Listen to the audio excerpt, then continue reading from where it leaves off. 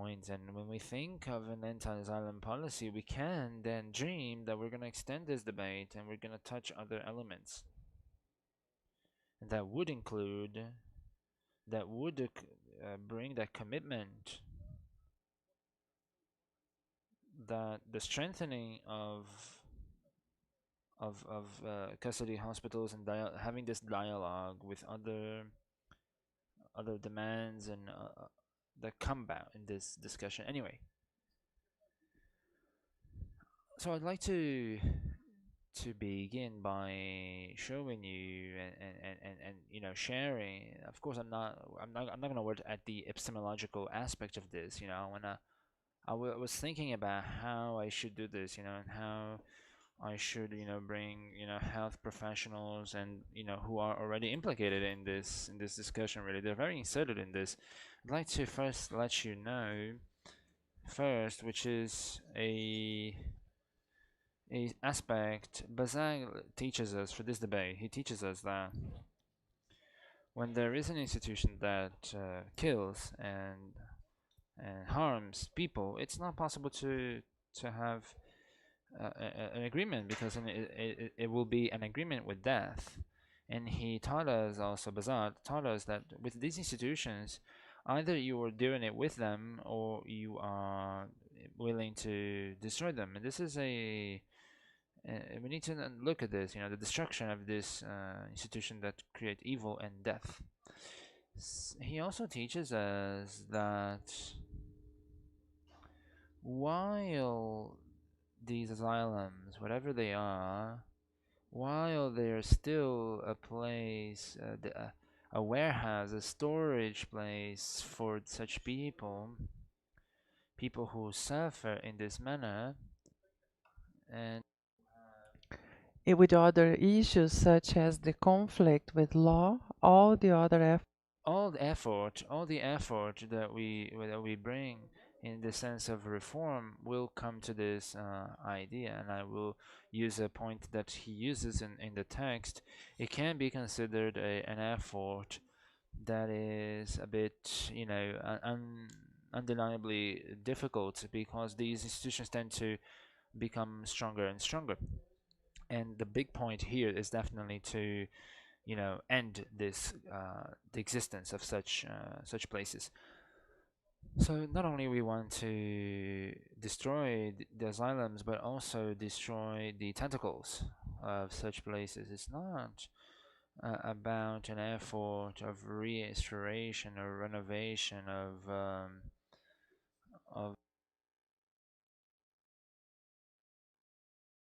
in the reform in other places in the world, where at the end, you know, the asylums would have some sort of power. Our commitment is indeed to end this and end its basis, its foundation. And this is the logic, and then we see that the perspective of such process implies that we need to put it down and build this fundamental issue again. So when we think of that, we think that it's necessary to basically make this sort of arrangement. And when we think about that, we hear the paradigm, and I always use this term in a careful way, because obviously we hear that the paradigm creates a normal science. And this paradigm, when we consider Thomas Kuhn's idea, we find an equivalence between a problem and a solution. It generates a normal science to normalize a certain way of thinking. At the end, we see a creation of paradigm and then a conservation of its foundation. I use the term paradigm because we see that this process of removing these institutions is important to remove them in this manner, the paradigm. And we think of this in an isolated manner. So when we consider this, we see that we need to remove the foundation of this paradigm, and we see this aspect. It is an aspect that is extremely strong. And then we see that how they are considered, these hospitals, these custody hospitals have been, developed. It shows that we see that it's basically it was constructed throughout the centuries. It comes in the classic era around the 18th century. We are now in the 21st century, discussing an issue that began in previous centuries, and it's important. And this was not never an answer really, especially in the 21st century.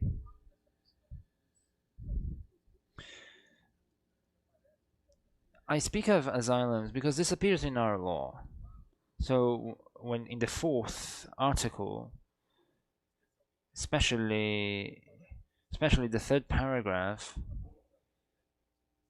in the law, it says that it is prohibited to hospitalize mental illness, individuals who suffer from mental illness. This is already there.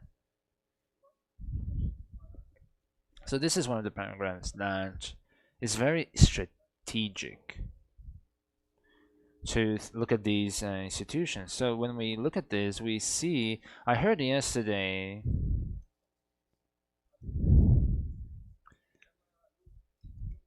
so we see that the law,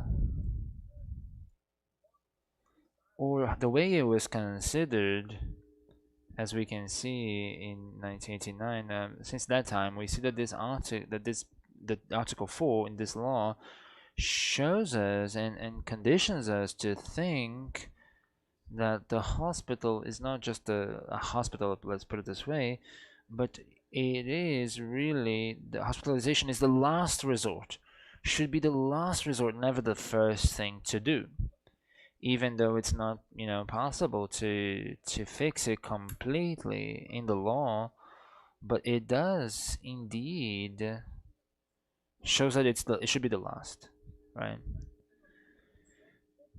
So we see that it is indeed the last resource, right? The last resort, and this should be what the law conditions for this. So the law does condition this, and we see that it is prohibited to have anyone in any being hospitalized. So we cannot keep on reproducing this. And we see that for the hospitals, these are institutions that are basically asylums. This is really concerning and a big mistake when it comes to the formality, when it comes to how the law was established. Well, considering these things, I'd like to now bring a piece of reflection to us here, because during this time, not only the ministry but also the CNJ, we were pressured by congressmen, by the press. We were criticized by this how much we offer, and this is a definitely is a special moment, an important moment to think of this, of how we can do this. So what is the scenario that we have today in terms of these policies in Brazil? So let me start by comparing. This is a piece of information that perhaps you guys know. Brazil is the only country in the world, and we see that the only that has a national health service. There are countries that have this, but within a population that is much less, less than 100 million inhabitants in population. So this is to show how important this is, to think of a macro policy for health in a country such as ours. Second point, when we look at these data, Brazil is among the 7 countries with a population above 200 million inhabitants, second country to actually dare to do it, dare to reform, psychiatric care. So the first one to do it was the USA. They did that in the 1940s.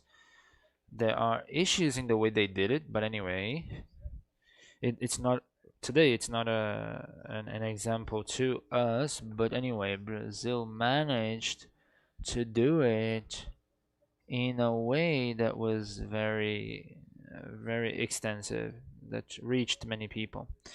So when we look at our numbers, Sonia Barros showed us some information about this. I tell you this and I affirm, we see the value of our system. We see today in Brazil, without a doubt, the biggest mental health network in the world.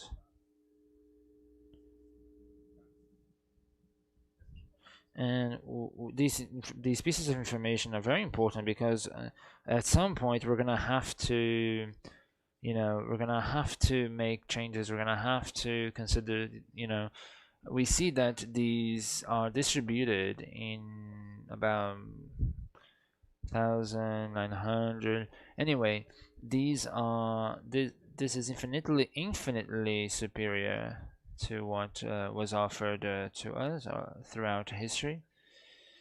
870 of these therapeutical houses. It's a few numbers, and we have grown. So this means that we have grown. That's not enough, but it gives us an idea of, since we have this legacy, since we have learned from this, we can offer such a process, right, for custody hospitals. Yesterday, Professor Ana Paula showed us a few numbers, around 4,600 people, around this number. I mean, we have about 2,800 services with CAPS, among other services. But anyway, just to show you that anytime you hear people talking about lack of assistance, we need to show the error in this argument, because we have shown how we can do this. It's not sufficient yet, but we have managed to grow. Well, but by the time we have this piece of information, and how when we were invited to think, together with C&J, and how we wanted to plan, and I keep saying planning. We need planning, because certainly the way we've been reforming our health system, it has been in a planned manner. It cannot be just any process, really. It's a system, really. So we see that its organization, it is something to guarantee the extension of this, right? I'm almost since we received from the time we received communication, the invitation to think together how this could happen. Well, immediately the coordination of mental health, we see these two coordinating teams, especially the human rights one. We started organizing, having this sort of information, especially the Ministry of Justice considered that we would be able to keep this information, grab this information, and have a planned way of doing this.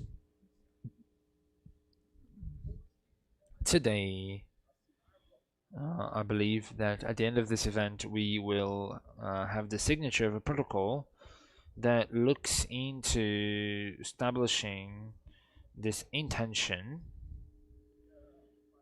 establish parameters, guidelines for the work that is going to be done by CNJ and the Ministry of Justice, especially that this moment is important for the policy, for this anti-asylum policy.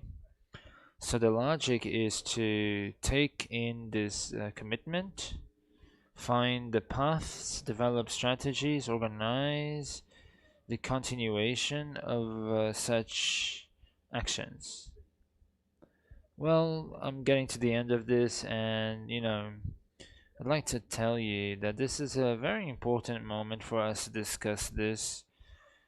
We have a law that has been here for about 22 years.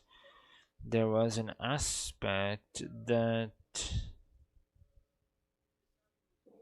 had left us in a standby, situation, not only in custody hospital, but those prisons in Brazil that suffer from mental illness and conflict with the law. And we do have then the opportunity, the historical opportunity, to repair whatever is necessary from this point on. These discussions really, they produce something that is a productive, uncomfortable feeling, And we see that I was talking with a few colleagues, when I was leaving, and he asked me what I was thinking, about this, and then I thought, whatever life wants from, what life really wants from us is courage, and so we can face this situation. And I'll finish by saying to use a poem that talks about the dreams and the difficulties, the huge stuff. This poem is from Chico Buarque, and it was sang by Maria Bethania, and it talks about this moment, and it talks about dreams and impossible dreams. And it says this, the poem goes, and I hope it inspires us. Things can be possible, and it's not impossible to dream. So dream another dream, an impossible dream,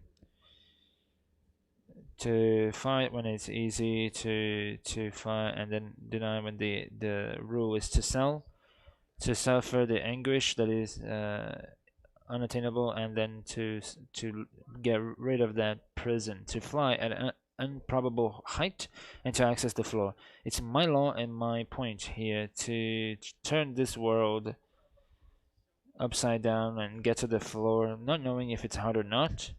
How many wars do I have to win for a little bit of peace? And tomorrow, this floor that I have kissed to be my lying bed and to die with passion. And whatever it might happen, it will end that unending affliction, and the world will see a plant sprout from that impossible ground. Thank you.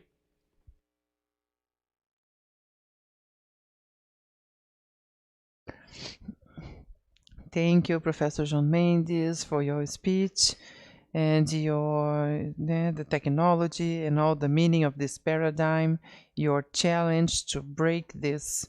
And now we're going to continue with this panel and invite to the floor Dr. and Professor Akemi Kamimura. She is a lawyer, a specialist and master in human rights by the Law School of the University of São Paulo, a specialist in human rights and women in the University of Chile, also a consultant of human rights in the Pan American Health Organization, PAHO, and also WHO, the World Health Organization, in Brazil in 2018-2022. Professor Akemi, the floor is yours.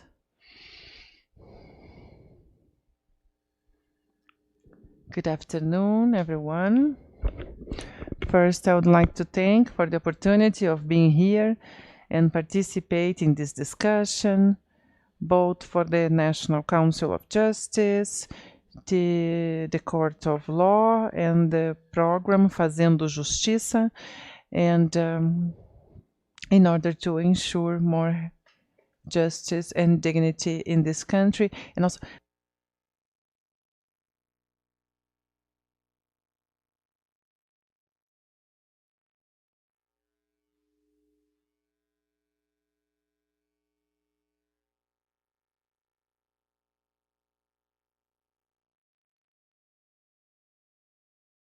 so to talk a little bit about disinstitutionalization, inclusion, and the perspectives for an anti-asylum perspective, which is communitary. Talking about disinstitutionalization and as this paradigm, this perspective now on human rights, a human rights approach in this disinstitutionalization, I would excuse myself. Sorry if I say the obvious, but just for us to put some context in relation of this to this perspective. So thinking about this paradigm of a human rights, I would like to highlight the interdependence, indivisibility, the interrelation between human rights, socio-economical, cultural, and then we have been talking. Yesterday we talked about it. Yeah, today we are talking about that. The Convention on rights for persons with disabilities, also the Pact against torture, political rights, the American Convention on Human Rights, and Damião Ximenes case, which is a paradigm in this context. And I would also like to highlight the right to mental health and some essential elements that are interrelated to have this in mind now in our dialogue. So the Committee for Social and Economical Rights highlights four essential elements that are related to the right to health. One is the availability of services, equipment, so health equipment that they are available. Another essential element, and it comes to accessibility, here is not just physical accessibility, but also economical, non-discrimination, that it is accessible without any discriminatory barriers to any people, and also the right to information. This right to information aligned also with another element is the social adequation. So when we talk about the access to health for the indigenous people, another important element is the quality of the services. So thinking about the human rights, the right to health, these four elements that are related and are essential for the human rights. And also the recent general comment on the Committee of the Rights to Persons with Disabilities, comment number 5, which is from 2022, on the right to life, to independent life and inclusion in the community. So this committee also highlights a series of guidelines in relation to this life, the independence, inclusion in the community, this general comment, and also a guideline from a general comment in this guideline on disinstitutionalization. It is from 2022, and in these guidelines that the Committee for the Rights of Persons with Disability in relation of institutionalization as a process which violates the rights of these people, and the importance of the process, the disinstitutionalization process for all countries. And in this context of disinstitutionalization and the perspective of human rights, I would like to highlight a document from the Pan American Health Organization, PAHO, on disinstitutionalization in the Latin America and the Caribbean. This concept is from 2020, and it highlights a series of barriers that can somehow it will make this process a little bit more difficult, né? So it's a struggle we have. So this disinstitutionalization, this anti-asylum struggle is complete, né? And it will be definite, so everyone can live happily without this segregation, without this in relation to the disinstitutionalization. So I will highlight some barriers and facilitators for this anti-asylum process. This is a document from PAHO. One, when it comes to the norms, né, and regulations, so there is a set of political that would ask for the recent resolution, né, is an important element in this context because it favors this disinstitutionalization process. Another element when it comes to funding, né, and resources allocation, so how to structure mental health services, human resources which are sufficient in order to offer these services, the distribution of resources, support to the family of users, and also the mental health services. This is also another element to have in mind in this disinstitutionalization process. Another element I highlight is when it comes to the condition of the mental health services, the anti-asylum struggle we were talking before. So this availability of the services, the lack or the access of these services, the capacity of these services. So this is an element that can favor this process, so we can keep it in mind for total disinstitutionalization. A fourth element I would highlight are models and paradigms, treatment policies. We are talking about a paradigm shift, but how do we feel the world, and how do we act the world? This has some mindset. So I think the mindset, unfortunately, this asylum mindset is still there. So the models and paradigms can favor or somehow create some barriers in this process, in this struggle, in order to finally reach then this disinstitutionalization. Another would be information services. What informations do we have? Who are these people who are informing us? So this is also important to have an element to ensure this process. A sixth element from PAHO is also in relation to the support to the families, some support groups for the users, with the users.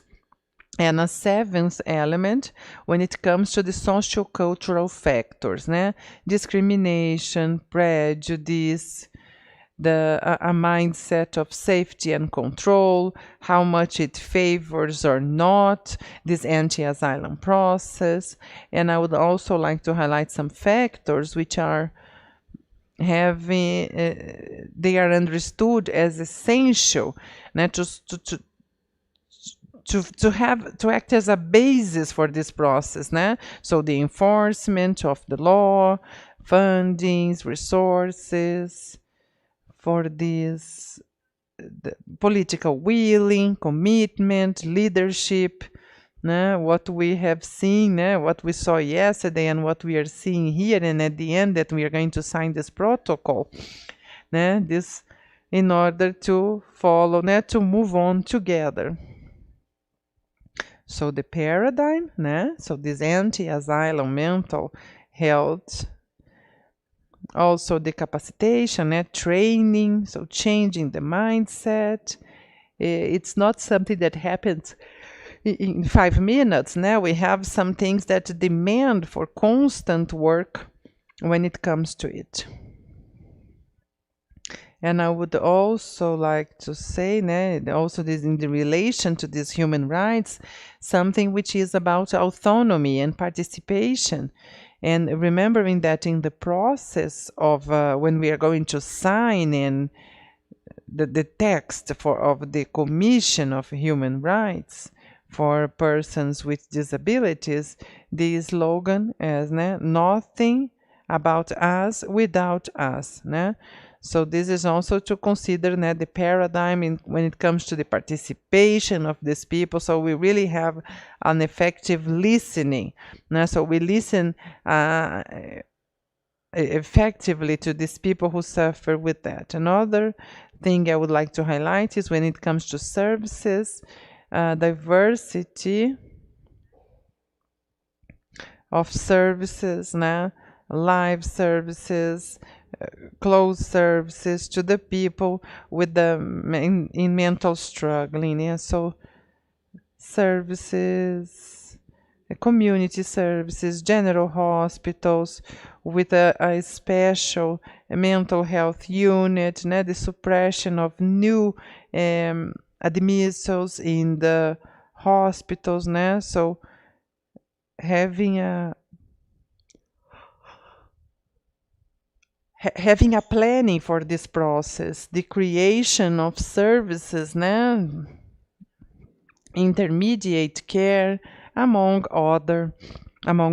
So mental health services based in communities, in communitary networks, are the best alternative for the human care of these people committed with the mental health services. And these services networks supported that can be provided in the community are really important to it and essential, it's to articulate mental health in the especially primary attention, general hospitals, among others. Another point here, just for me to conclude, is when it comes to inclusion. We are talking about disinstitutionalization and inclusion, but when we are talking about inclusion, it's not enough, it's not to include in the places people tell us to include them. It's real inclusion. It's an inclusion with respect, where people can bloom freely, full potential. And to do so, I highlight the right to equality, also the autonomy and participation, the protagonism of these people. And it's a topic that I think it's also important to have in mind, as this sense of belonging, even though there is a sphere which is a little bit external. This is internal more than anything, because you say, I feel a part of this group. So I think this is also an important issue for us to consider when it comes to inclusion. So it's beyond autonomy, participation, fighting racism, sexism, LGBT, phobia, classism, atheism. So this colonialist mindset, which we also have discussed these days, and now thinking about a policy for an anti-asylum policy, it's important to fight this mentality, this asylum mindset that has its relations with colonialism, sexism, racism, seeing the others as someone like an inferior person, someone that I wouldn't have a relationship with, when we are actually, all of us are connected. So in this perspective of an inclusion, disinstitutionalization, with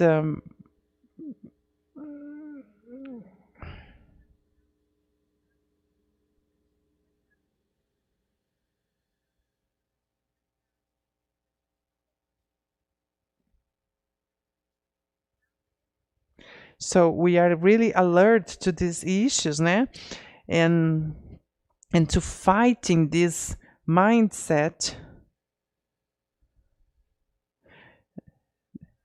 that made like holocausts possible. And unfortunately, something that we can still see in some places in Brazil, so that today we can really act, né, aware of it, and that we can change this reality for the next generations, né? The next generations are here honoring these pains from the past, this memory, so aware of it and knowing that each of us, any of us, we can contribute to this anti-asylum struggle, this inclusion, this communitary perspective.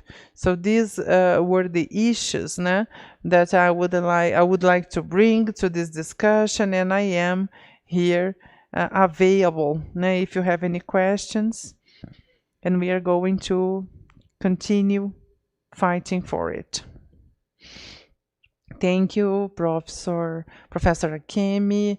And now to continue, we are going to listen to Dr. and Professor Janete Valois. She is a clinical psychologist, master in social psychology, a specialist in mental health, and also health services management, a specialist in neuropsychology, coordinator of the postgraduation and mental health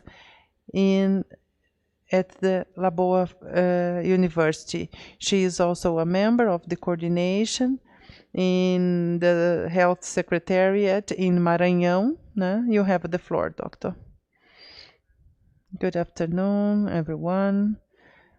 I would like to organize myself to talk for 15 minutes. So first of all, I would like to thank you for the invitation to be here in this discussion. Congratulate the National Council of Justice, the Ministry of Health, because it is a meeting which is necessary so we can actually look after these people who suffer from mental health diseases. And I would like to point out some things. So my speech, first, I would like to say I am from Maranhão, a psychologist.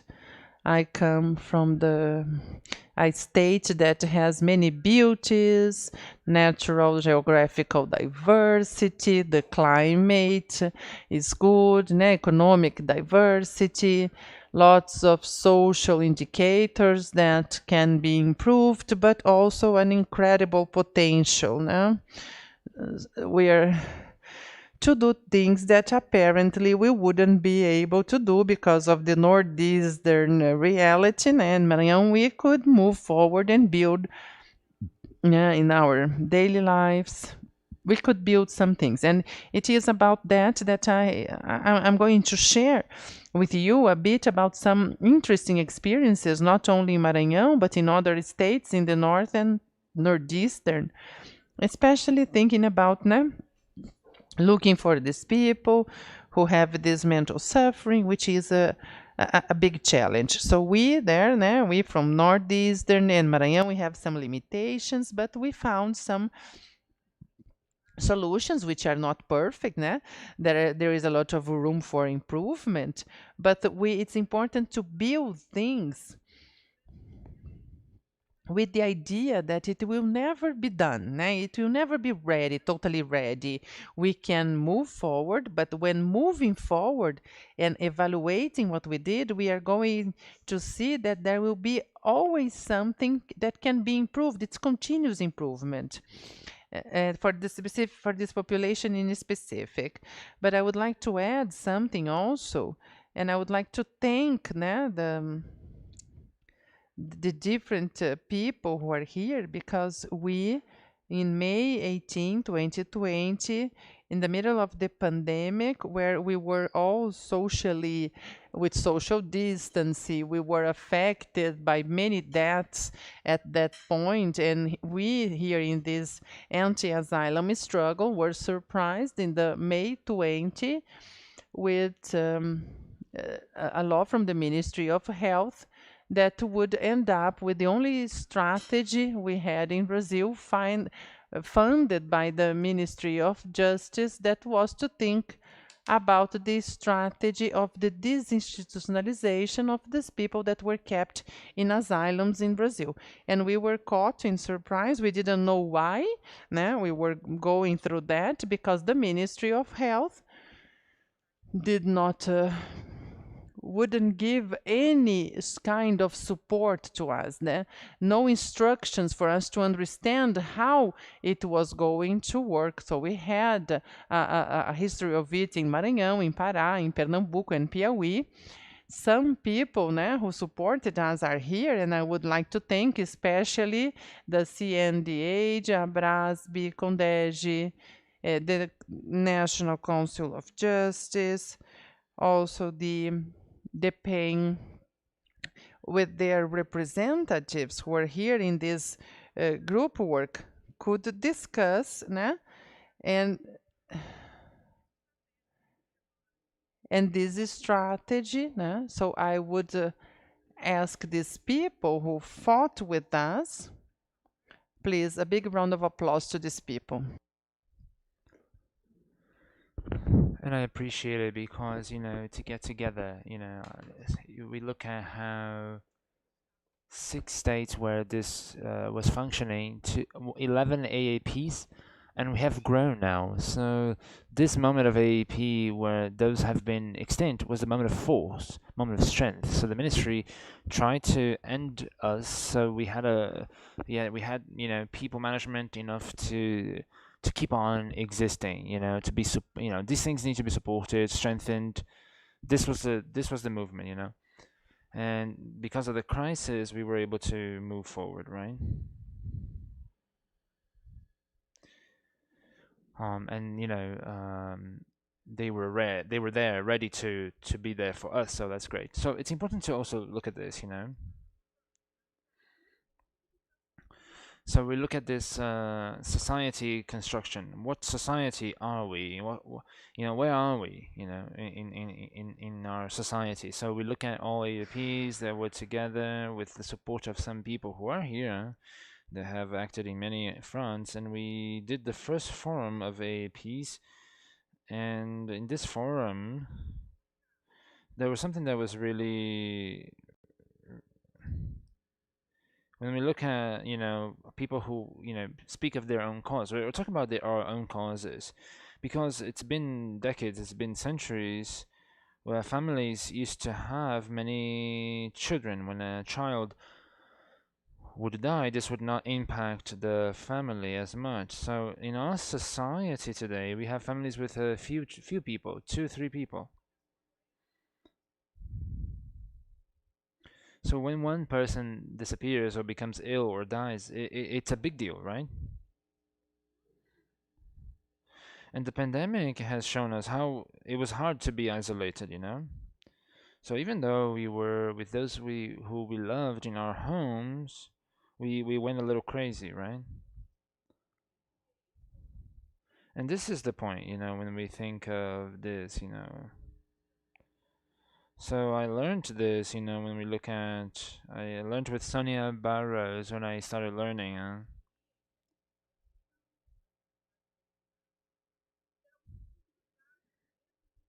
You know, um, there were some important questions that I was thinking for the health system, in Brazil, and the question is, if I go crazy, how do I want to be treated? If I become mentally ill, would I want to be here? If somebody who I love would have a mental illness, would I have that person here? Would I drink the water from this place? Would I eat the food from this place? So would I lie in this bed where everyone lies? So would I use the same bathroom as everyone? So this is important to ask. If the answer is no, then surface is not good for anyone. If it's not good for me, it's not gonna be good for others. So this is something that is important that I learned, years ago when it comes to this. That's the reference. That's what we need to know, huh? And this is how we understand, this idea and how I want others to be treated. So this is a point that I wanted to reflect with you, okay?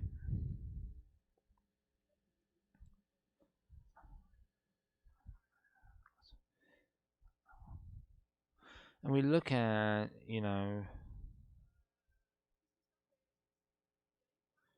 and we look at many strategies. We look at religious aspects, psychological, social. I mean, this is really important. But there was one thing that we need to understand. We need to know that it was a priority place for such thing. And we know today that even though there has been centuries, it has not cured. So it's really tough, and we see how it has no logic really.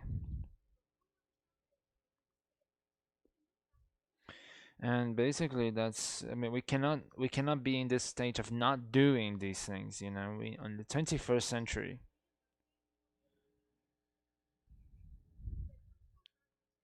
I mean, we are trying to say that this service that it has existed for centuries does not work. This is proven that it doesn't work, that it has never cured anyone.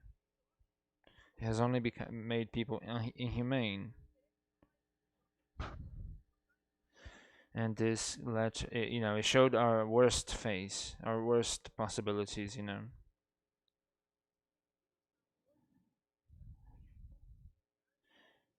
We cannot be discussing if the asylum is the place. It's not the place. So I mean, this discussion is pointless. We need to move forward. So we already know that this model does not work. What is the possibility of another model that can work? Because no one has tried, this, I don't want to demonize anyone, those who trying to do it with the resources that they had at that time, the social resources, the financial resources, but today it does not make any sense for us today. So we don't need to bring back the corpses. We don't need to be like looking for fault all the time. It's just move forward. We need to move forward, and we need to look at the past and understand how to do this. And for that, it's important to have many understandings, right? When we look at this as human beings. This is very important to resolve this issue.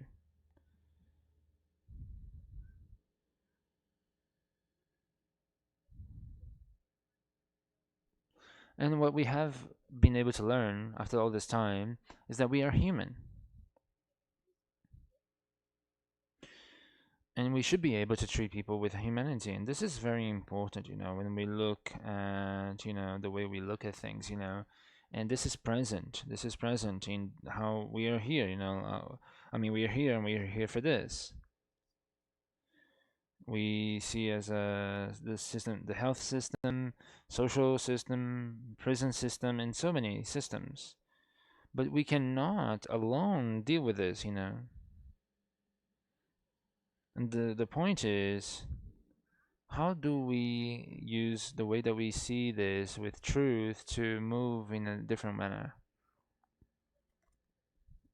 And this is what I want to talk to you. It's an experience that we had in Maranhão, and that makes sense, to us to share with you as positive experiences. So these are good experiences that we had, and it's about listening. We want to listen to other people. When we started, we didn't have anything to be able to do this. It's like pedrinhas, that heads were rolling. We saw this in the news, and there were two judges, Dr. Douglas Mello and Fernando Mendonça, who, Pedrinhas was our biggest jail at that time.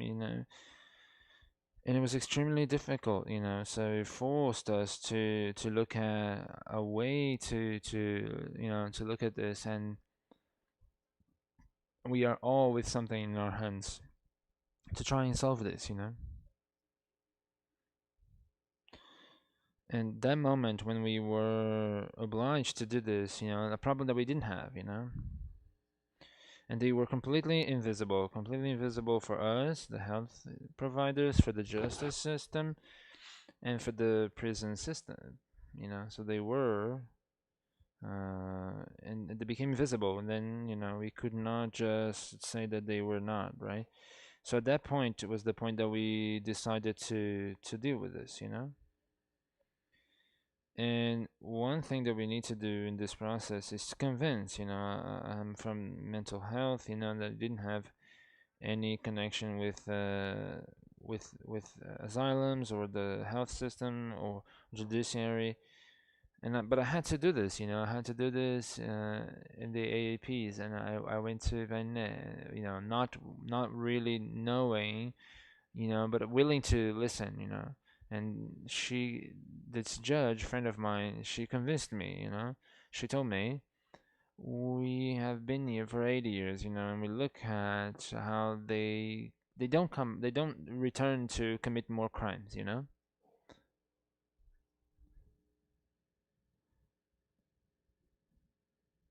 and we cannot argue against these numbers, right?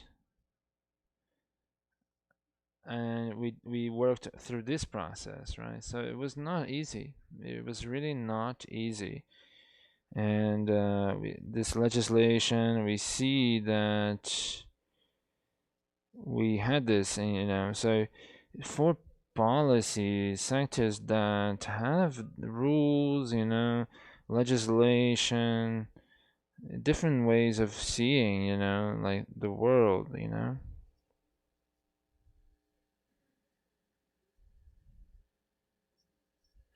and the justice system was anti-colonial, of course.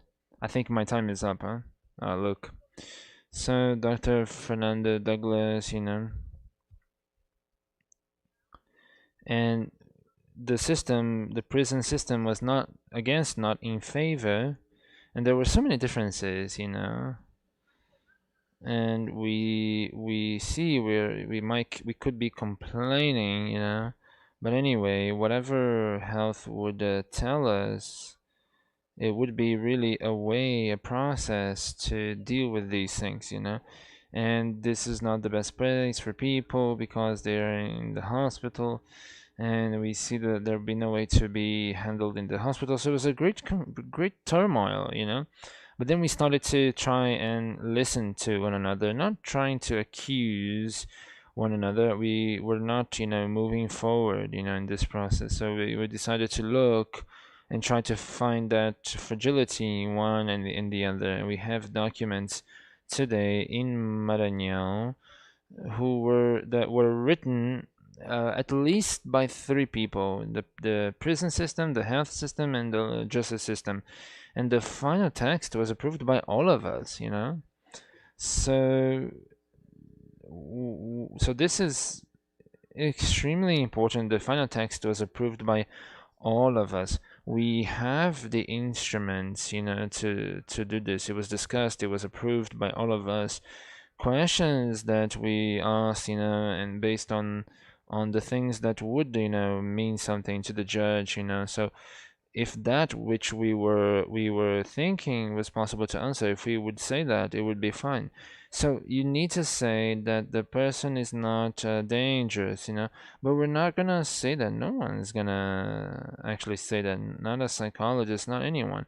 So how is this gonna be for those who are there? We need a network, of care that involves people, community, everyone, really. So we're going to organize this. We're going to sit and consider this, and we're going to look at this. We're going to see if this project, if it is followed by everyone, if it is followed, it has the minimum possibility to have no return to crime. So as we look at this, we've got like 80 years since we started, and there's not much of a You know, it's not like it's not even 3 cases or anything, and it was, it was about personality.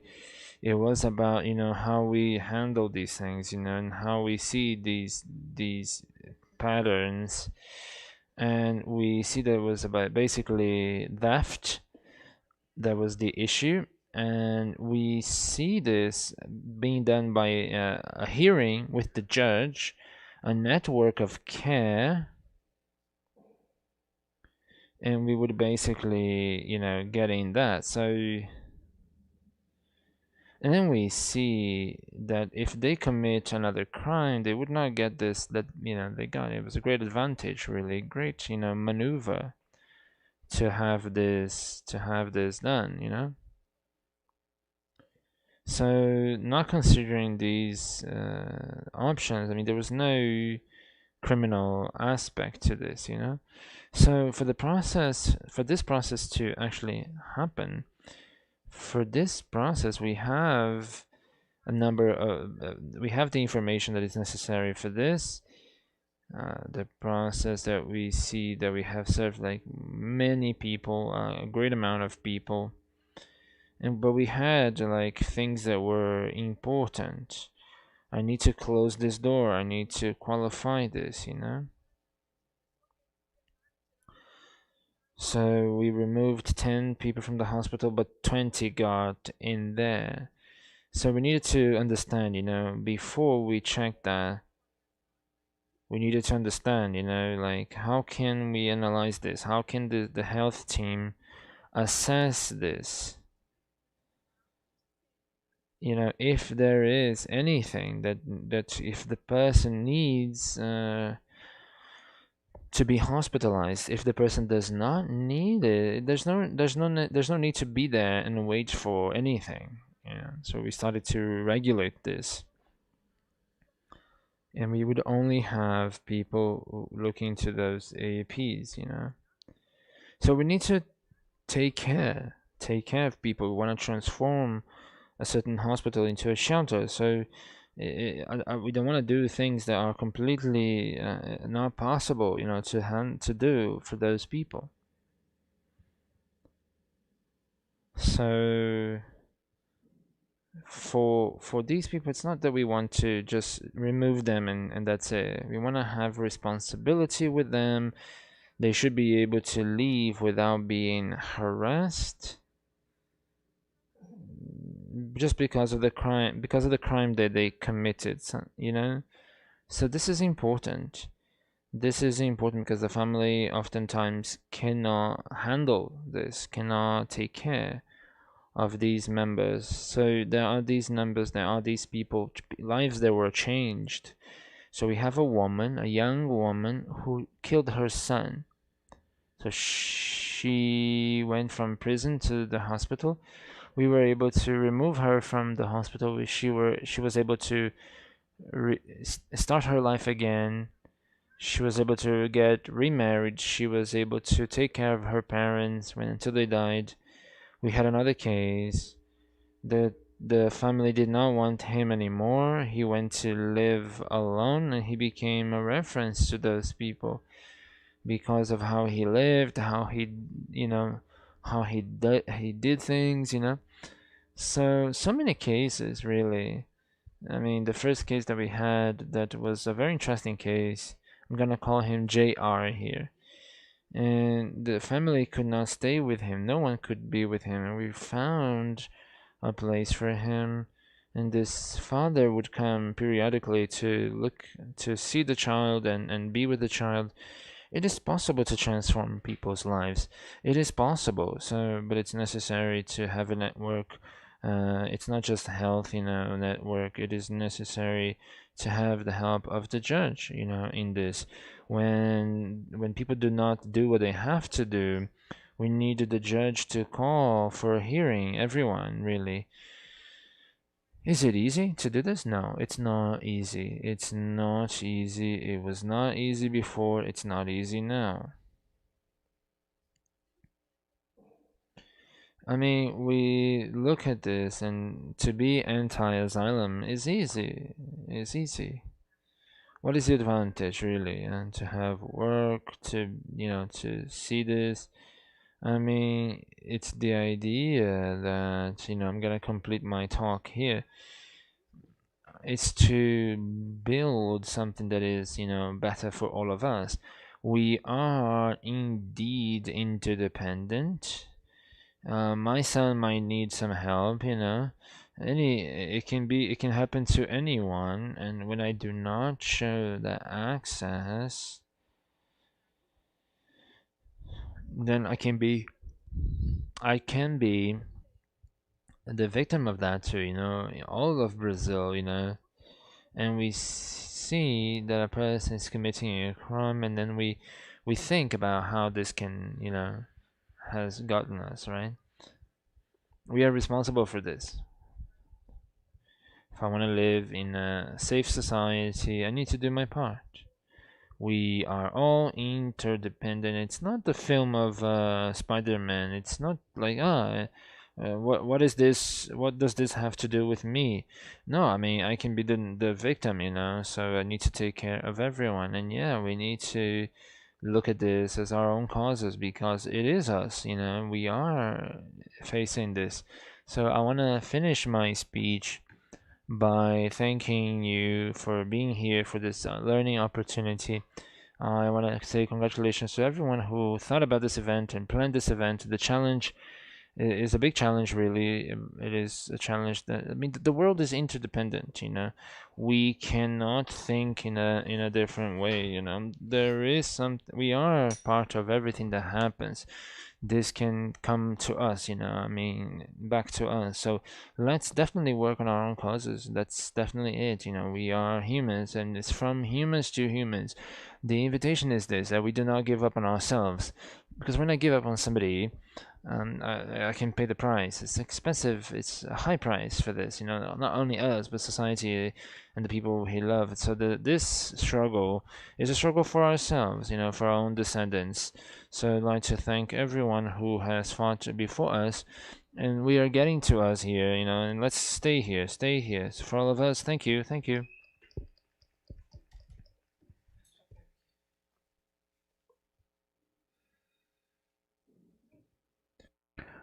Professor Jeanette, we are sorry for the short time we all have because the experience you have and now you're sharing with us, your experience there in Maranhão, and which is a lot about the participation of judges as well to understand situations, and from it, this confluence, the not criticism, but to consider also this. Thank you very much, Professor Jeanette, for your speech.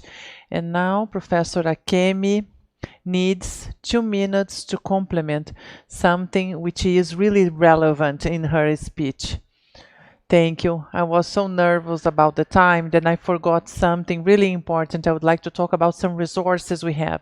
There is a guide, the WHO guide on orientations about community services and mental health. It was translated into Portuguese. It was launched. It is available on the internet. This document and different modules are guidelines for community services for mental health, the promotion of approaches centered in people based on the rights, and there are some modules, some other guidebooks with specific issues, so in hospitals, mobile services in the community, also those support homes for this, also mental health services for attention to crisis, also support for the parents, integrated networks for mental health services. So different models, many good practices, many successful experiences from different countries in the world.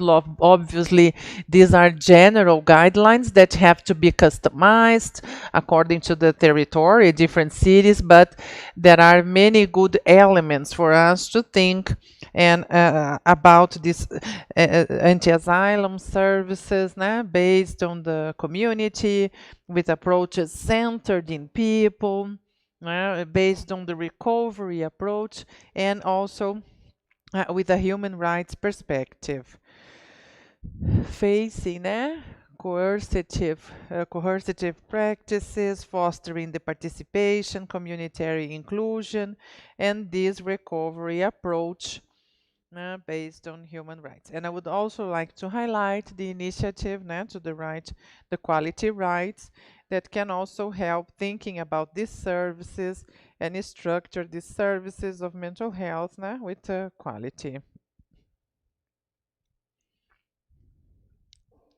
Thank you, Professor Akemi. And now to continue, we are going to listen to Dr. Lúcio Costa. He is a psychologist, psychoanalyst, analyst, a master in communities at the Federal University of São Carlos. He was a coordinator of human rights and mental health in the Secretariat of in the presidency, the Federal Secretariat, and also the executive director of this institute. Professor Dr. Luis Costa, the floor is yours. Good afternoon, everyone. I would like to say it's a big satisfaction to be here in this event to celebrate, which offers us the resolution of the National Council of Justice. I think it's important to recognize, on behalf of Professor Fred, that is leading CMF and CNJ for this Department of Inspection, who I had the pleasure to work with him from the moment he started with us, and this journey has big advances. The outcome is really good, like the publication of this resolution. So when I heard the event was in Curitiba, this called my attention. I think it's really symbolic that we are here in this state. So thanks for the Court of Justice to accept this challenge to produce, to hold this debate, which is so important for the public health here in Brazil, discussing how to produce public health. So this event brings together this series of perspectives. And I will sorry, but I would like to approach all the topics, and for it I will have to speak a little bit fast in order to cover all these that I prepared. And I would like to start by benefiting from the presence of the Ministry of Health here in the table, in our panel. I think it's important at this moment try to look at these and obviously submit to analysis of the Department of Mental Health this possibility, which now I'm going to say. But in 2011, I reached there in the Ministry of Health to work with the National Coordination of Prison Health. And when I got there, my job was to produce this EAP, so I participated on writing this for the anti-asylum for people kept in asylums. And at that moment, I think the Secretariat is not here anymore, but the Secretariat,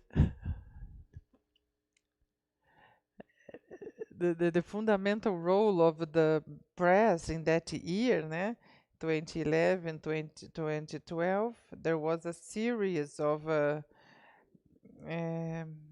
repercussion, disclosure on this, and this, the Secretariat invited, I think Marlene is not here, Marlene was the general coordinator of prison health there, and he asked for the priority for the aiming at this process of desinstitutionalization. And I think it's worth thinking about it, but initially this would be incorporated by this, it wouldn't be from the coordination, the general coordination would decide for the content of it, and the EAPs would be vinculated to the other due to the capacity, né, a decree, né, to the capacity of the resource that the old coordination of mental health had.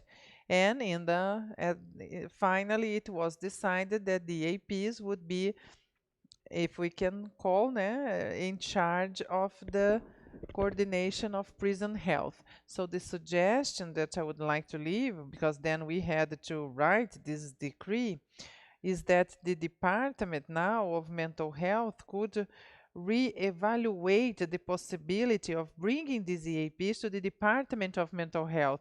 Today, these EAPs are at DAP, the Department of Basic Attention, as well as the General Coordination of Prison Health was extinct from the Ministry of Health. Today, it's just lying there. So what I think it's also important that the Ministry of Health pay attention to it, because a general coordination of prison health was something important, was a way to maybe see the structure now of a perspective, né, to reach this prison system in Brazil, but it was extinct, and also the EAPs were changed, and people who work there now in this Department of Basic Attention, the EAPs are suffocated.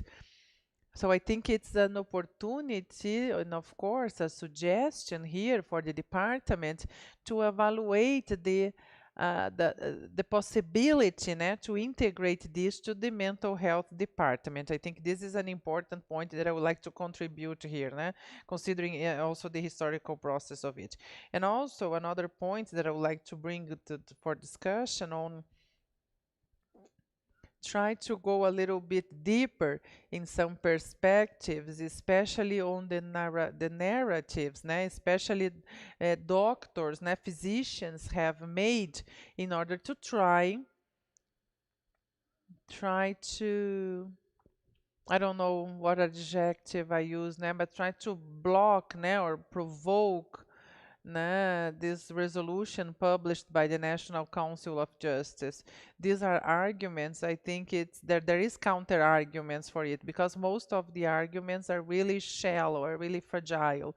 Yesterday, Mario Moro said that I would like to reinforce this, that mental health is not something for psychologists, doctors, nurses, social assistants, but mental health overall is talking about citizenship, human rights, like Janete showed, né, what we live as a society, how do we relate, né, to each other in a more connected way. But some institutions have tried now with fragile arguments to take this debate to the technical field, né? And I think we also have to go to this technical field to destroy these narratives, né? Because they confuse public opinion, né? They do not discuss the content of the resolution that was approved by the National Council of Justice. And as a starting point, I would like to bring a perspective that will guide our look on these things, which in Brazil, nobody can be uh, forced to treat from anything. This is a perspective. I think we can start from it. You know, in Brazil, nobody is demanded to treat anything. There is a constitution, health conceived as a right of the citizen, and a duty to the state. It's not the opposite. People do not, they can be treated, and the state offers services in order to do this. Is a rule. But as every other rule has its exceptions, we have a specific situation when the subject is obligated to treat, né? And this is when this person is sent to this prison system, né? Because we understand this as a measure of treatment, and this is a specific intervention, a very specific context where the judiciary determines that the person has to treat themselves. Is it any kind of treatment, or can this treatment be done anyway? Of course not, né? Because there is there are some norms that talk about ensuring the rights of people who suffer from mental disorders, né? Have they an act of so it's not any kind of treatment because there is legal apparatus for it. This is the point, né? So the resolution, I don't know if anyone is aware of it, but there is a project of a legislative decree trying to innovate, né? Which this is an initiative of the parliament to do so. And one of the arguments is that they say that the resolution creates something new. They invade the space of the parliament, which is wrong, né? Because the resolution is a translation. It is a set of legislations that were approved, né? Law 10216, the Convention on Persons with Disabilities, né? That was approved in 2009. The Brazilian Law of Inclusion, approved in 2015, as well as Law, né? 10216 from 2001. So this is the first thing, which is because in this resolution, it does not create anything new, it just reproduces a set of normatives, the existing normatives. So I think it's important for us, at least I will try to propose some reflections to us.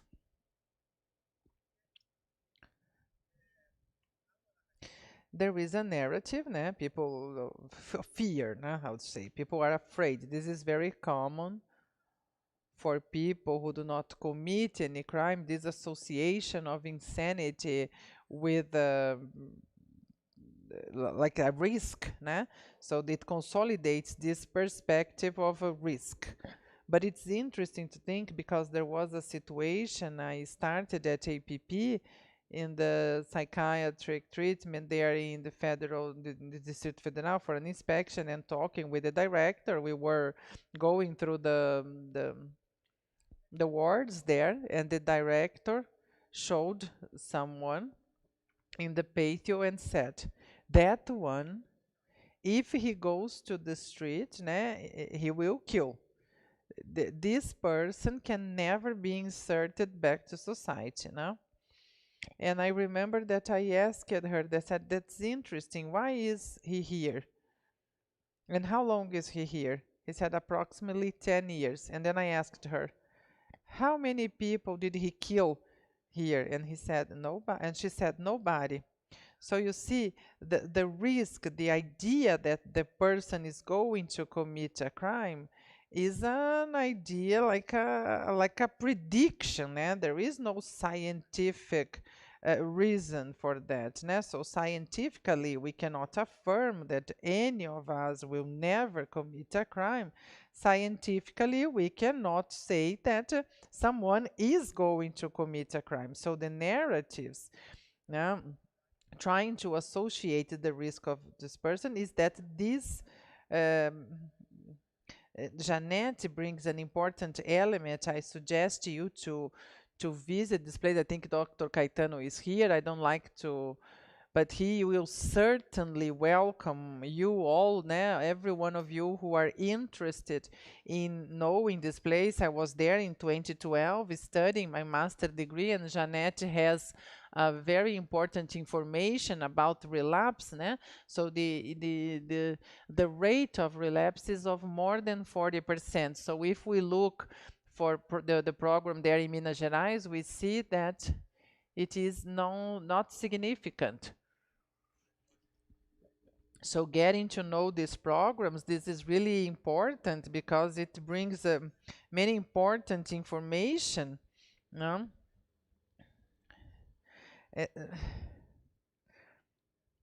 But saying that the person is going to commit a crime, then there is no legal embasement for it.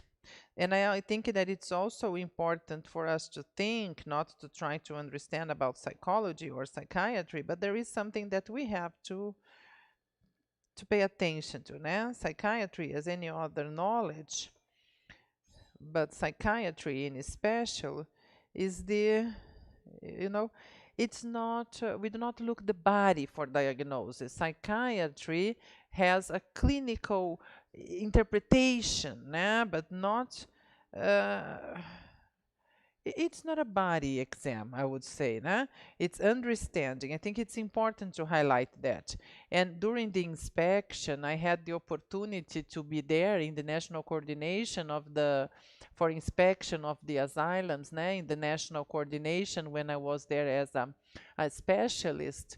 And I found a person there that had the 15 different diagnosis. So, and it's important to mention that because sometimes there is a narrative from the medical institution and another asylum that we inspected and also in the federal district. The Brazilian Association of Psychiatry and the Regional Council of Medicine and the Secretariat of Health, we had this inspection of the asylum. We had a report asking to close that asylum in this group. These institutions, they had, uh, they were saying that there were no psychiatrists there in order to, so this idea of hegemony or what is more important in the field of mental health, it's important, of course, but they cannot, that there is no hierarchy over the others.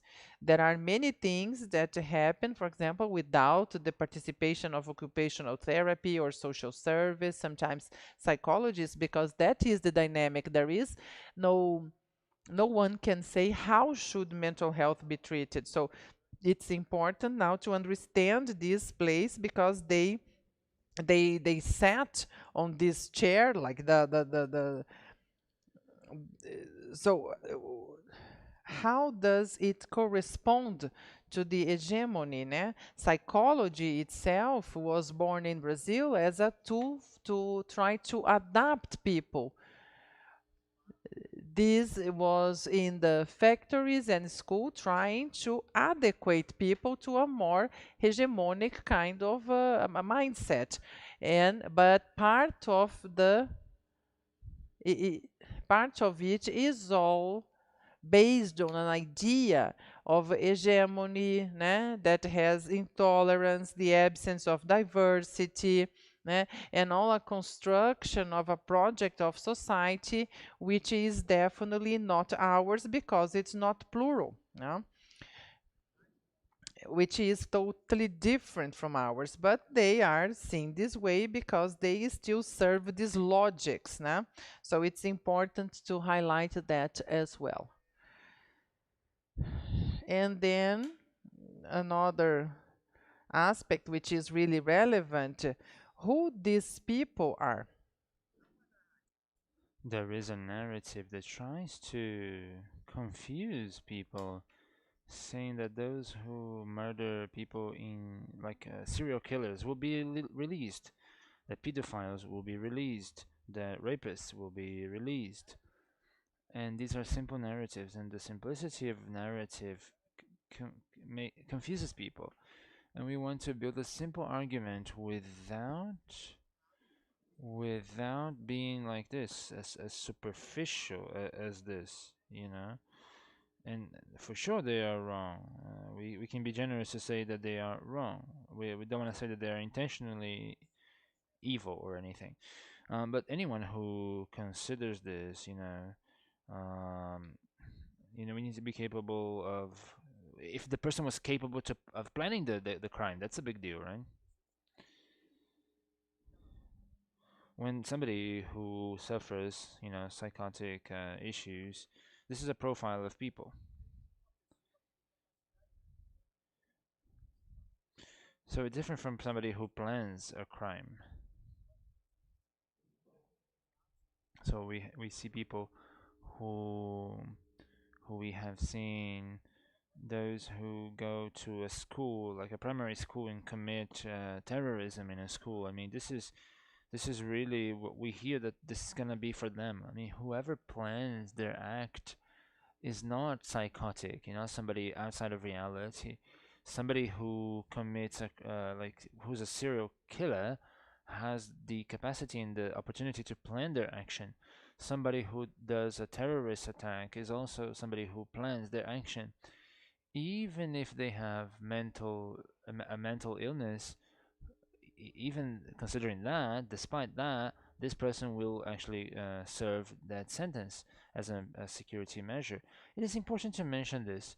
You know, it's different from a person who goes who loses their mind. Let's put it this way. So, I mean, we try to remember Douglas Martins in Maranhão, as Jeanette brought to us. I mean, this is an interesting case that we heard once of a police officer in Rio de Janeiro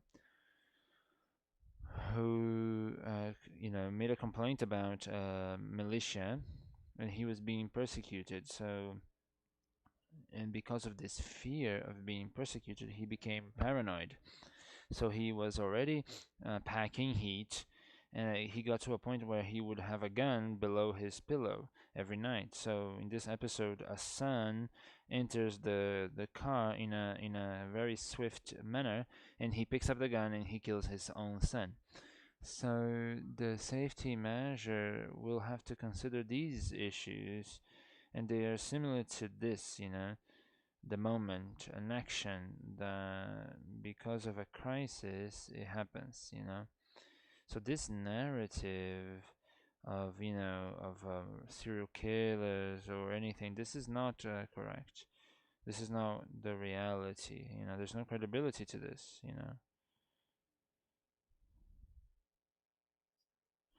Another point that, because my time is up here,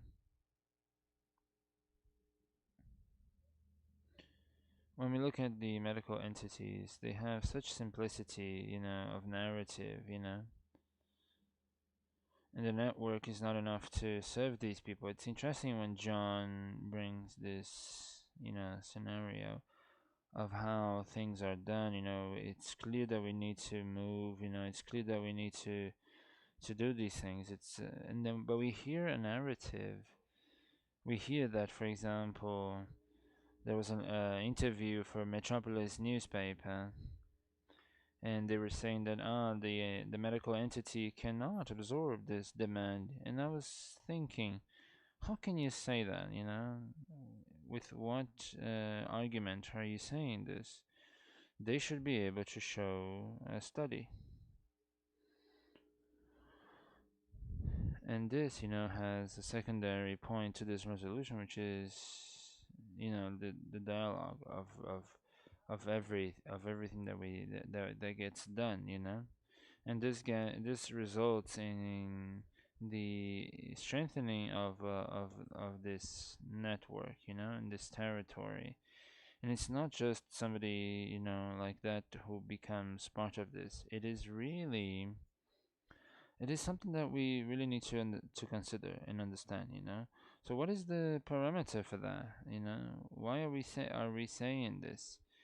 So I'm getting to the end of my presentation because I'm out of time. There's one thing that I have to say, which is just looking at the debate by Dr. Patricia, as a representative of a medical institution. I mean, they wanted to mention the Kadu case, who killed Glauco, the cartoonist, and to consider this, like Kadu's case is an example of how the strategy should be considered, because Kadu at a specific moment deviates from reality because of substances, because of a religious affiliation, and he kills Glauco. There's a safety measure. He is brought here in Paraná, then he goes to Goiás. So then Kadu stays in this safety measure. He goes through treatment and then he leaves. Then he commits a second crime. This second crime was planned, so he waits for the person to come back. He robs that person and kills that person. for this crime, he does not have any safety measure. And of course, because he planned this crime. So Kadu's case is one that, like he made it so. I mean, he had the conditions to plan a crime such as this, which is tragic, of course, but in terms of treatment, this narrative that Kadu's case is an example is not really. So there are more things that I should be saying, but if there's an opportunity for debate after, we can talk about it. Thank you then.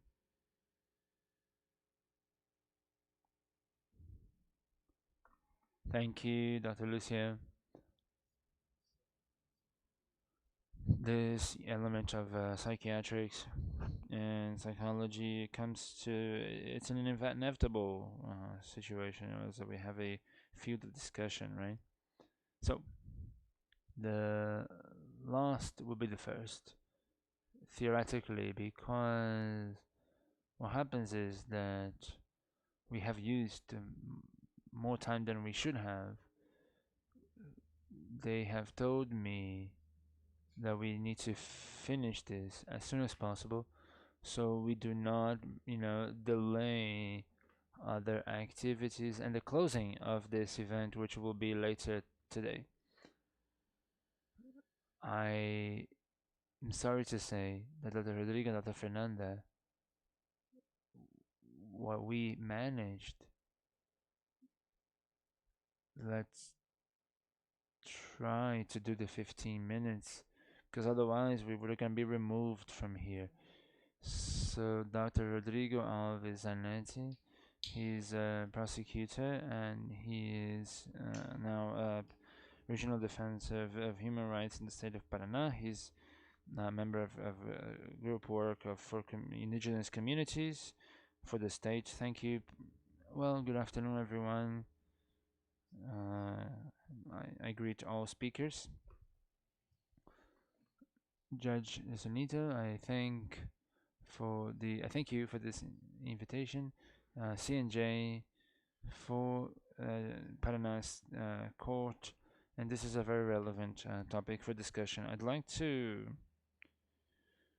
mention something when it comes to this legislation.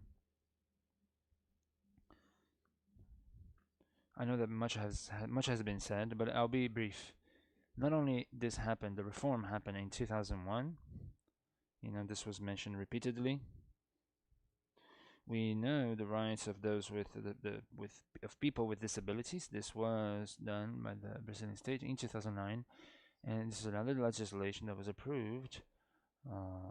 Looking at the fifth article of third paragraph of the Brazilian Constitution, as we have this as a constitutional norm since 2009. This legislation has existed in our country, and from the existence of these legislations, I mean, we have this question that is asked: why effectively this has not been yet, done in our country, put into practice in our country? So we see that this policy is still what is predominant. So there are a few things that we need to consider when it comes to that. So first, it is difficult to change something, a social phenomenon, in an instant manner just because we passed a law, right? So we know that legislation is able to change. We hear that legislation is able to change things, but we know the reality is different. We need a wholesome attitude to be able to bring about such changes, so that we can end this paradigm of incarcerating these people and have respect for human rights, integration to the public health system, social assistance, and also integration of these people in their communities. Also, it is interesting to mention that this public policy might not have been implemented in reality, but we defend human rights. We cannot lose our strength. We need to be resilient because that's how human rights are, put into effect. This is the history of human rights. We can recall that Martin Luther King in Washington, in the United States, he organized this peaceful protest to put rights into effect, and he didn't want anything new. He just wanted to be done. So this comes from this struggle, this comes like this, and we see how this is a anti asylum effort, right? So we see that to make this happen, when we see a number of resolutions since the beginning of the 21st century, we need the legislative and the executive to embrace this cause, because what we find in the judiciary system are arguments that are like bureaucracy arguments, and it's the lack of resources connected to this sort of public policy for the investment on such work. So what we have found in this sense, it is very important to make these things concrete. We know that psychosocial elements are extremely important. We want this to be as much as possible, brought to existence. And we see residential services, we see therapeutical services, we know how this goes, and this makes our work easier. Something that we see in terms of exam, for the routine of exams and everything that we do. I'm trying to make my speech as quick as possible. And then what happens is that there's a document that was established and based on the government transition. We know that there was a lot of setbacks. So we know, 3 points that have to do with, we look of therapeutic communities, and how we see the system being put together for to tackle, for example, drug abuse and other elements of mental health, things that are considered important for human rights. And here I'd like to bring this to our own and to speak about this situation. We know that the people who are with us, they are considered hyper vulnerable people. They are crossed by a series of situations that cause this state of vulnerability. We know that for them, they still suffer because of a lack of income. They do not have, family ties, solid family ties, and oftentimes they don't even have a place to live.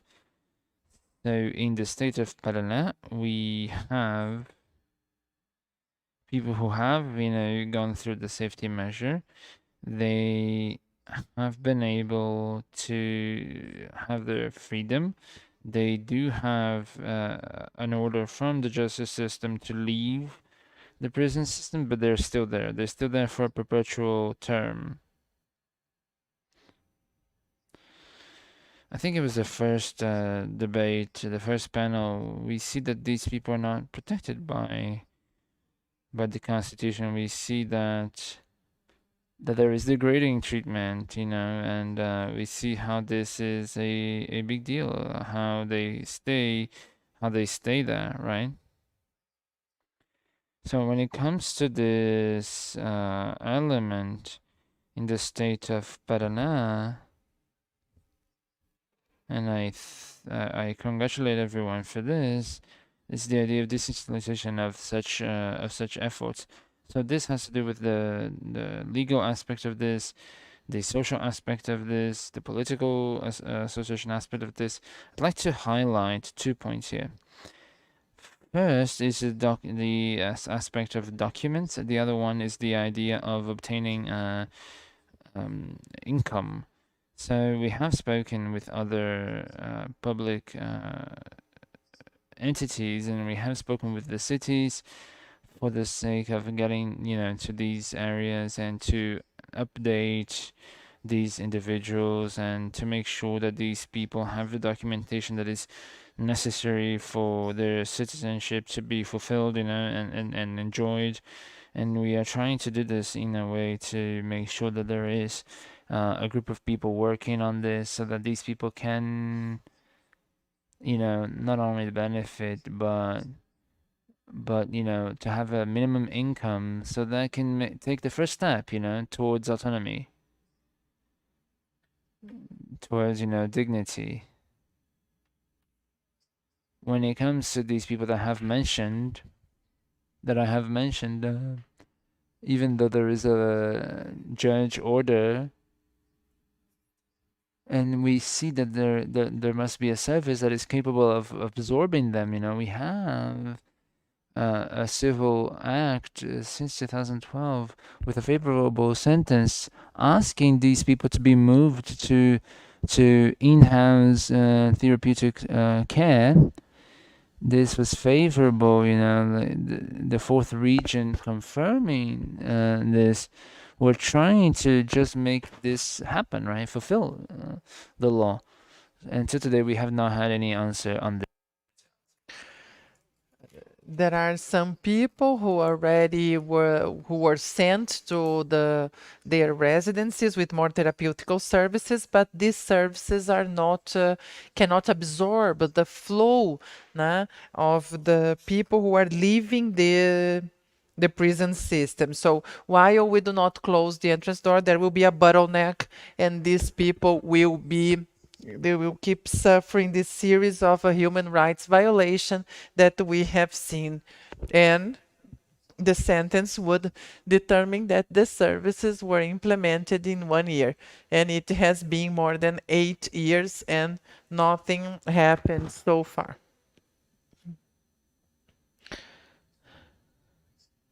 So I think that even though we have here in the justice system some judiciary decisions, judiciary actions, from the public ministry, but these demands for political willing, political articulation. It demands especially for resources that are guided, that are used for people who suffer from mental disorders, that need to be inserted back to the community. This cannot be done without without public resources.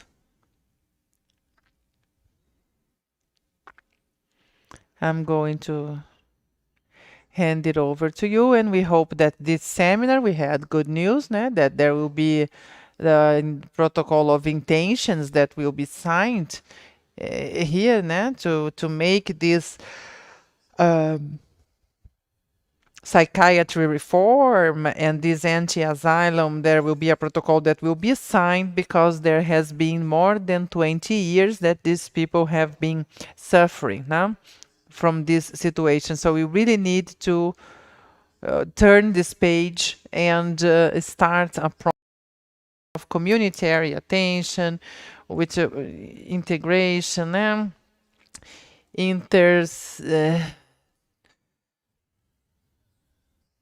now I would like to conclude by thanking once again for the invitation.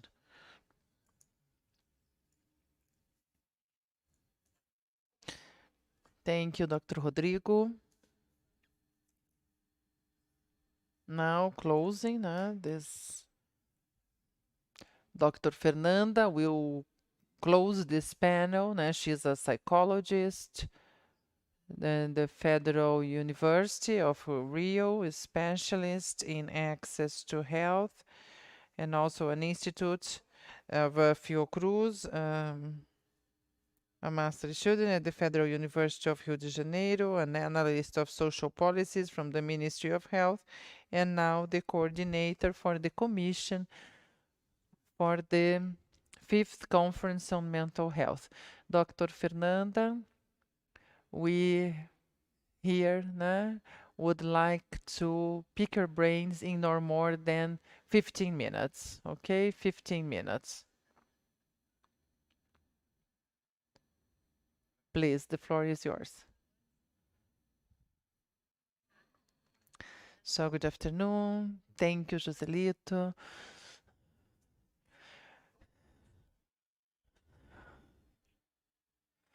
I would like to thank for the opportunity to participate in GT from CNH, from Mendes Lopes, and also share this learning process. I will try to be as brief as I can on the reflections on this panel, the perspectives for an anti-asylum policy. I was taking notes, everyone's contribution, all the panelists. I hoped I could take from it, as um, a moderator. I will try to do this in a minute.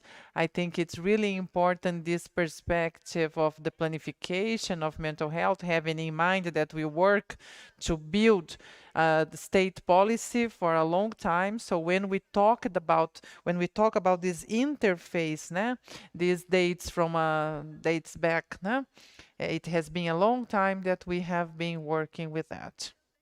Also, besides the fantastic explanation on the institutionalization and many, it's important to mention also our law 10216, and I would add in this panel, as it is about inclusion, also the Brazilian law on inclusion. There is an article there that talks about it, so that the person is forced to treatment. So now we are going to retake this, to resume, to consider this Article 11 of the Brazilian Law of Inclusion. It's also important, Kenya mentioned the inclusion, autonomy, participation, and belonging. I have to talk about it as a coordinator on the 5th conference on mental health that will take place will happen in October 2023. And I would like to say that this topic is of big interest to our conference. So the national conferences on health are the events, the biggest events with social participation. We are going to have a specific conference for mental health. So I hope this event will potentialize the answers in the form of public policies between health and justice. And also Dr. Jeanette, many important contributions, but I would like to highlight the experience of forums, of EAPs, and more than that, the technology of intersectoral forums, because for complex problems, we need complex answers, intersectorial and also interdisciplinary, multidisciplinary, transdisciplinary.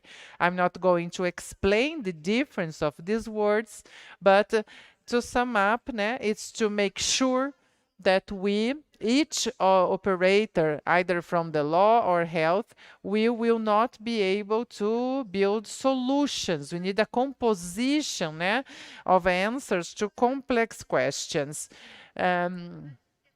Even though some people say, oh, it's a lack of time, it's another commitment, actually, when we get together, we have a more advanced kind of understanding, putting together different specialities, different sectors, and when faced by a concrete situation, we have more serenity, we have more respect to the rights of everyone we treat, either when it comes to justice or other sectors, and also something that I cannot say so briefly, which is our responsibility with what we produce as public sector, either for the good or for the bad, and the cost of it, and how long it takes, because it has a cost in terms of life and also a financial cost.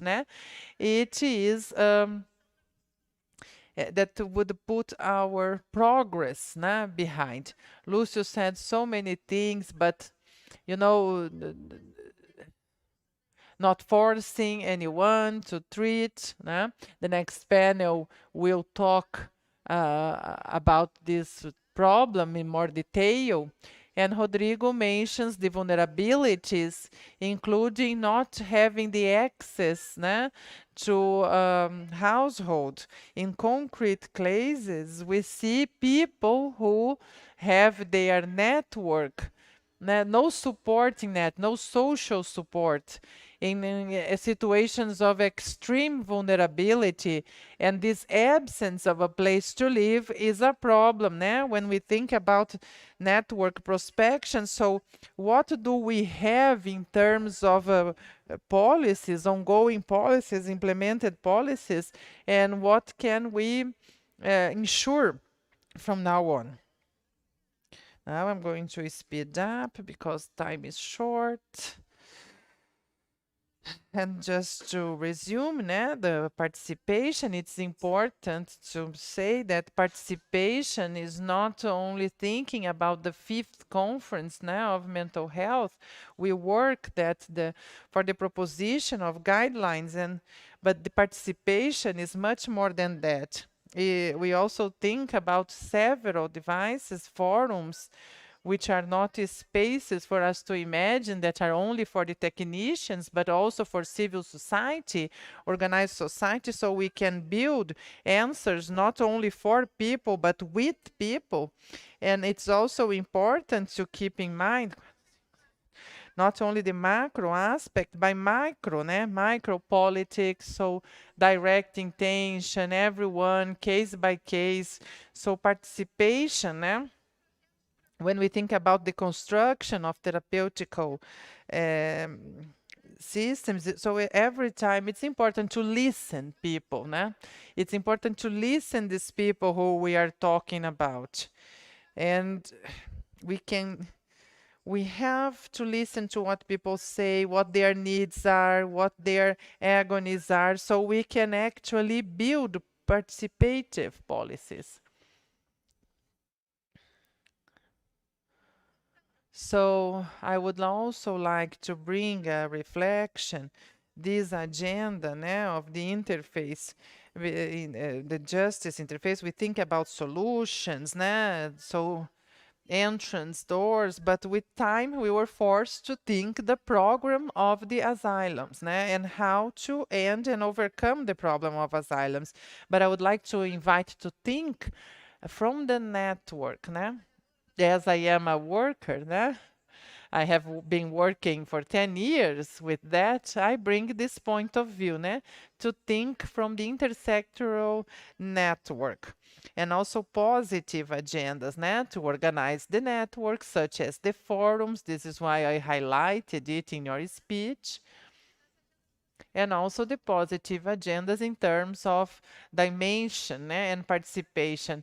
I had a concrete case. I have a presentation, even though it's not being shown, but it is a concrete case in Rio de Janeiro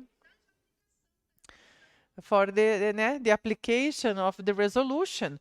We had this concrete case that helped us to reach a solution of the whole process in 80 days, which is amazing.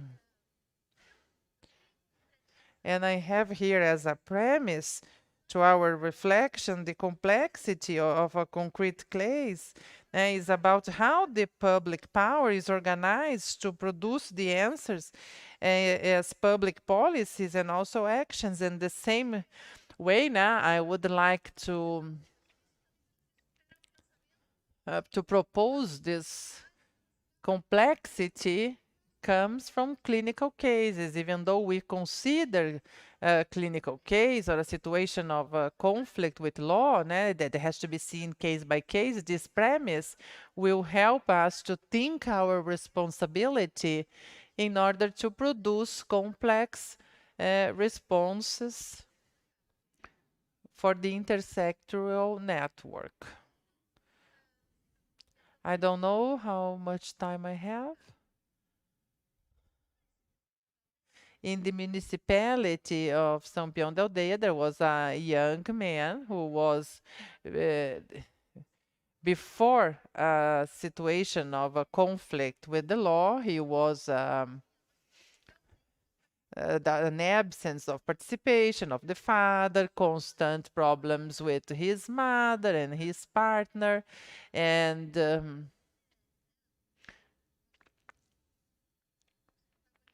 protagonist asks to sleep in the hospital, né? He was not using his medication, né? Which is a situation of vulnerability. He tries to enroll, né, in the institution of education all by himself, né? So the person is trying to do something to strengthen, né, something, né, to produce life, so that he had this perspective, and somewhere he accepts, né, he was a volunteer, né, to be sent to the asylum, and when, né, in his family he was arrested after, né, an episode of aggression with his mom. So there was the situation of violence in his house, and then they needed to. This is the first factor. Né? There is a dialogue between the HAPIS, the policy of mental health, the mental health coordination, the Secretariat of Health, with this, you know, with the judiciary, because I don't see this happening much, né? And this interrelation is fundamental for the solution of this case in 80 days. After this episode, né, that he was sent to the prison system, we generated, né, someone that was being followed, né, in the network, né, to be sent to the prison, not to the network, né.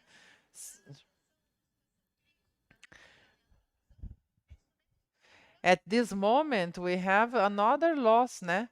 Because he got a disease there, né? So it is a failure, né? So the case got even more complex because of the response of the. So it's something that I think public institutions are not able to give a proper treatment to this, no?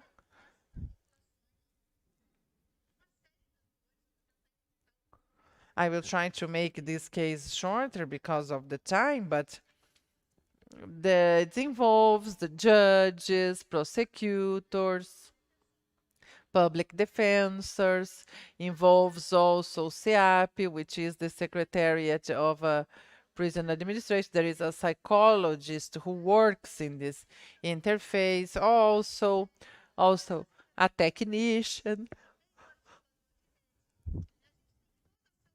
There is the whole mental health system of the municipality, né? The workers there at CAPES, SRD, to try to solve this case. We were able to avoid, né, after this time of that he was there in the prison system, so he was not in the HCTP, he was in prison. There was this problem, but somehow with the intervention of the mental health network, we were able to allow him not to continue there. And then we used this article, this resolution of the CNJ, and with this argument we could fix this. We, the protagonists of the story, could fix this. So this man was kept in SRT, which is a facility for people who are there for more than 2 years, but he was there temporarily to avoid a worse situation. So every time it was necessary to have a PTS design, this person was, so he was always part of the process to build this PTS. And I'm going now to be brief because I know I need to conclude. but we could extract some learnings from it, from this concrete case that happened there in Rio. First, the celerity. So this network that has to provide human care, and this intersector network avoided the continuity of this guy being kept there in asylum, and also the damage generated by this institutionalization. So it's important to keep in mind what the policies are for the damages that are caused to people who are forced to stay there in the asylums in places that completely violates human rights. So the closest we have is PVC, Programa Voltar para Casa. It's 500, per person. I brought the figures of it, of how many people received this benefit. But the thing is this, there is no data, no research that shows very objectively what the cost of keeping someone in an asylum is, and it will be important in order to move further with this. What's the cost of it? At least in terms of having to broaden this network, the offer of public services, and also the cost of assistance. Even though I'm not a representative, I don't work with that, but we work together, these two departments. So here is another, it's a provoking thought. What is the cost of it for the life of the person and the person's family in terms of human care? What the cost is for the public power, also the budget to structure this network. Finally,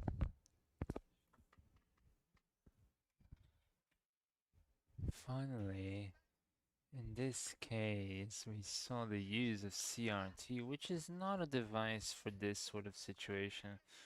I mean, we should think about, we should think about when we bring the topic of ending these institutions, we need to also talk about the fact of these people leaving these institutions as quick as possible. So these are devices of the health system for such situations where people are vulnerable. Am I saying that this is the only device for that? No, but we need to think of this network, which is the inclusive network, inclusive residence, which we were not able to bring together. However, we see that there is budget for these devices because we see the change, of resources being used to finance other things that could be in other ways, managing things in ways to help our agenda. But anyway, this is what I wanted to offer everyone. Everyone of us, we are involved in this, right? In this agenda. I mean, the judge told me something from this case. She said that the coordinator for mental health, she leaves this electric mark. This means that all agents are supposed to be part of the solution, that we should, be able to count on one another. So I have the hope to move forward, and I have the hope to really make sure that everyone is involved, doing things, providing answers for every case that we find, moving forward. Thank you.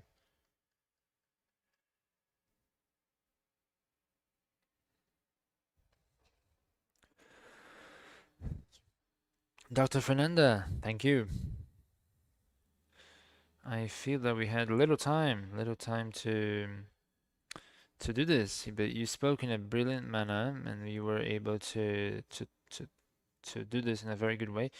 I'd like to thank those who are here, presently, also on YouTube, online, everyone who is part of this work, and I mean, agents.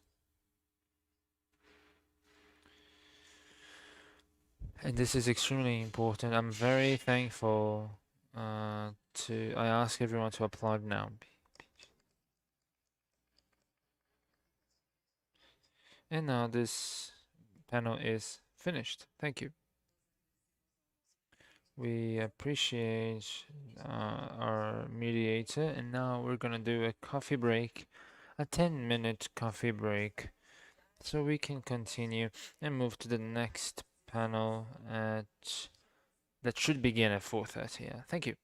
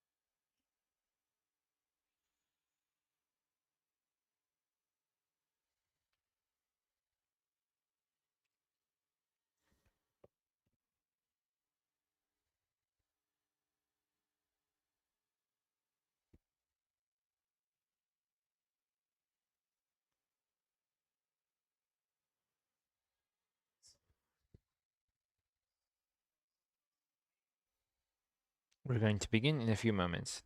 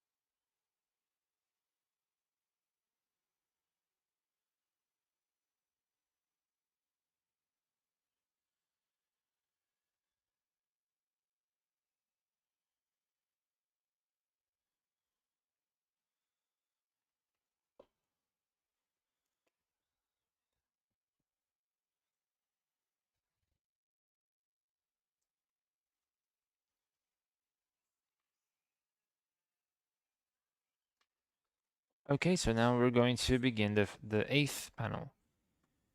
The president of this panel is Lina Jihad Fakin. The moderator is Machado Miranda. Our lecturer is Luis Fernando Libre. Prosecutor from the state of Goiás, Dr. Haroldo Caetano. Public lawyer, Dr. Patricia Magno from Rio de Janeiro. Dr. Daniel Adolfo Assis.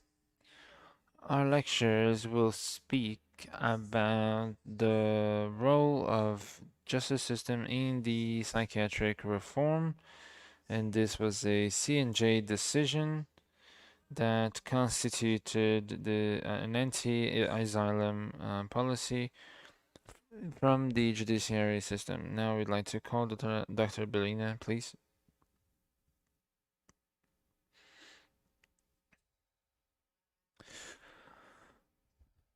Good afternoon, everyone. It is a joy and an honor to be part of this panel, to lead this panel in such an important event. This is the first international seminar for mental health. It is managed and directed by CNJ, by the Department of Inspection. This is a very important work for this topic from CNJ, thinking of the responsibility of the justice system in such a reform. So this topic is important for the sake of it's connected to the Inter-American American Court for Human Rights, thinking of how to articulate this work in a transdisciplinary manner for the effect of human right and integrated with these topics related to mental health. So it's an honor really to be part of this initiative. So our panel will include the first point, which is Dr. Marine Magno, from a public lawyer from Rio de Janeiro. She has a doctorate degree in law from the State University of Rio de Janeiro. And she's also a researcher connected to the Laboratory of Human Rights.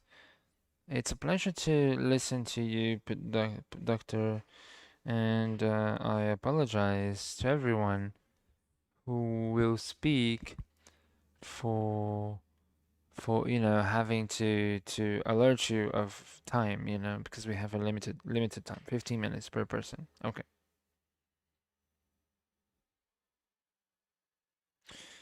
Thank you.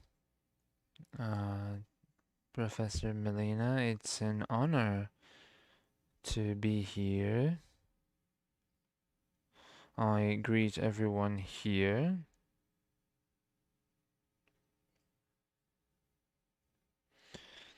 I mean, it's important to control time, right? So we can allow for more people to speak, right? Anyway,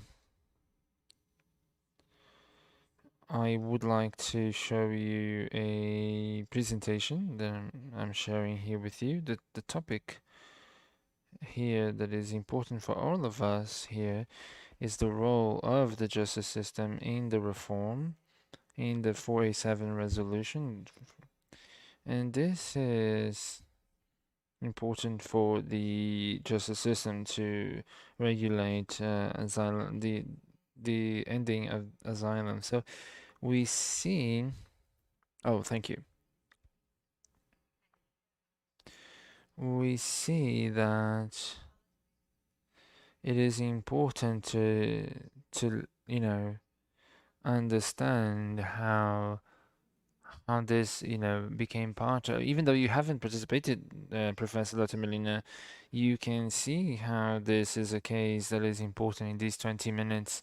Now 18 minutes I will divide in 3 parts. The case itself, because we need to speak of it, the unit of inspection from the system justice, and this is important for international justice and internal law. So we can talk about the protection of human life, and to present also the resolution from CNJ for the commitment and the realization of this of every commitment that the state of Brazil established. And first, we should begin by why. Why GT Ximenez Lopez? This person, Damian Ximenez Lopez, died when he was 30 years of age, the year 1999, 3 days after he was hospitalized in Guararapes, Sobral, Ceará. This woman is the oldest sister of Damian, and she was breastfeeding her baby when Damian was beaten up in this hospital, and she swore over his coffin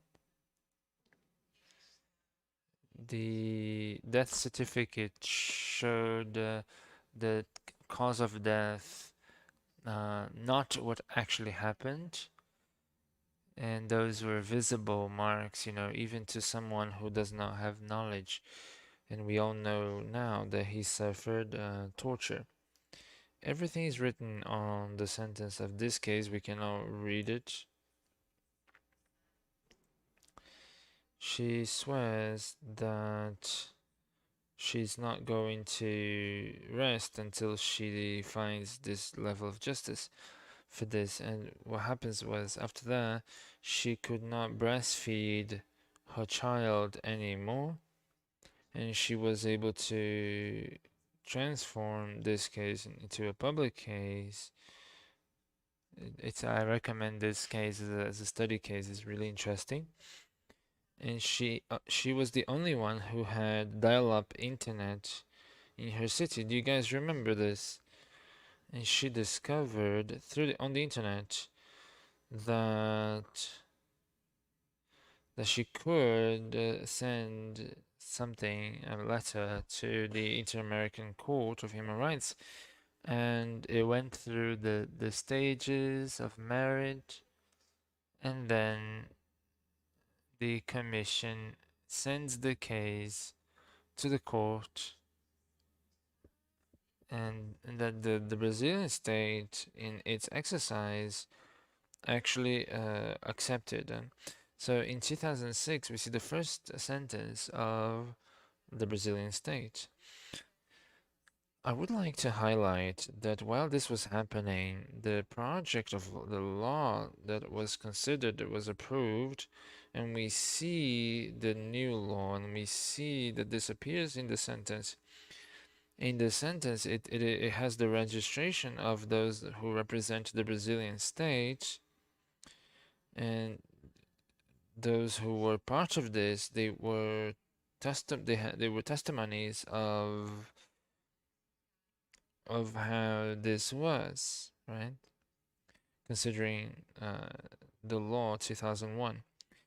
Within these reparations and determinations of this case, there was a determination that this care for life, with this line of thought, which is not about, hospitalization, was a a guideline for that.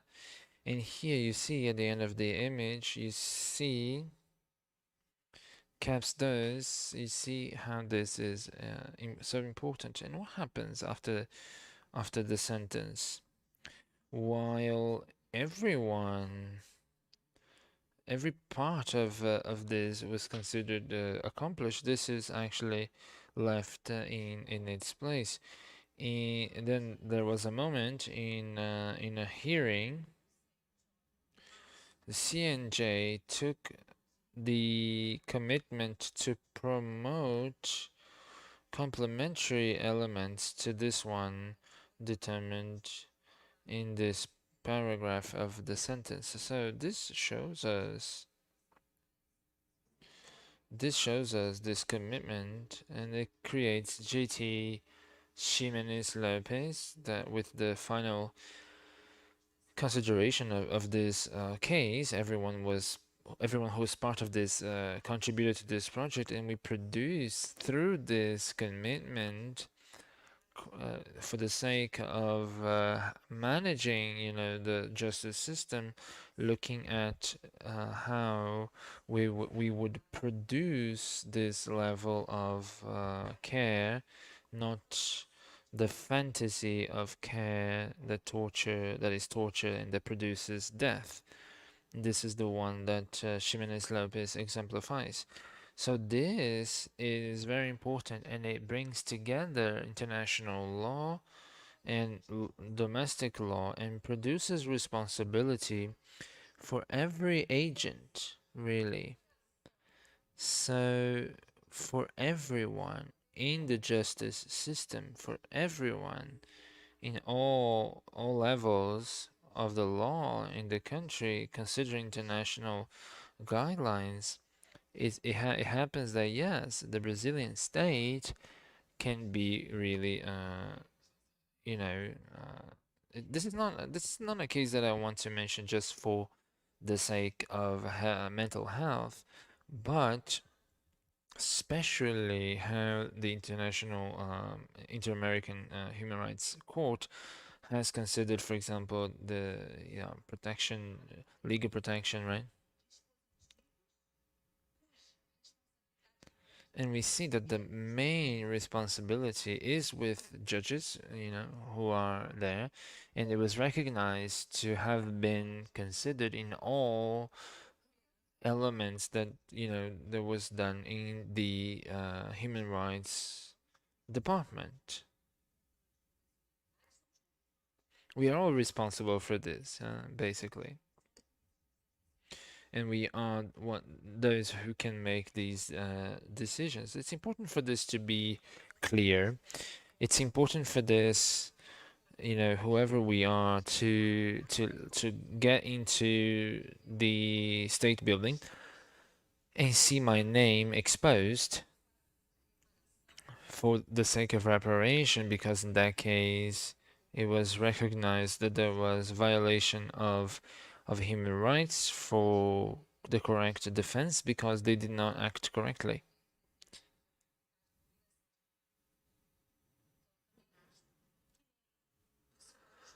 So I believe that everyone agrees with this. Everyone who is here agrees when it comes to the responsibility of the Brazilian state to have had any sort of action that would violate these commandments, So this exists. You can research. You can research and you will see that there are many situations like this one. So even though in 2006, the sentence is much more recent, when it comes to José Pinto Torres, it's an example of an interpretation that was done for this. So when it comes to international law, when it comes to all of these, I mean, we are all connected to these decisions. And we need to be part of this, right? And we need to know what was done, and we need to know exactly what institution was there. We cannot have more cases like Ximenes Lopez because of the omission of the state. C&J and public policy. So this is how I'm going to finish my speech. This is a spectacular reference to a great text from these professors on the recognition of the right to development from this sector, and it means that C&J, as the administrative court, has the duty really to produce its necessary tasks. And this is one aspect of the right of citizens, of every human being has to the justice system. This is not just important for the Brazilian state and for every citizen in Brazil for having, the possibility to be part of a society.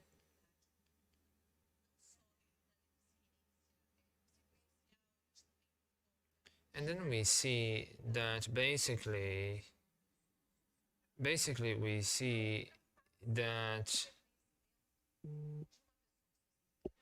there's a lot of vulnerability, and we see the right and the duty of the state to look at public policies in order for this not to happen anymore.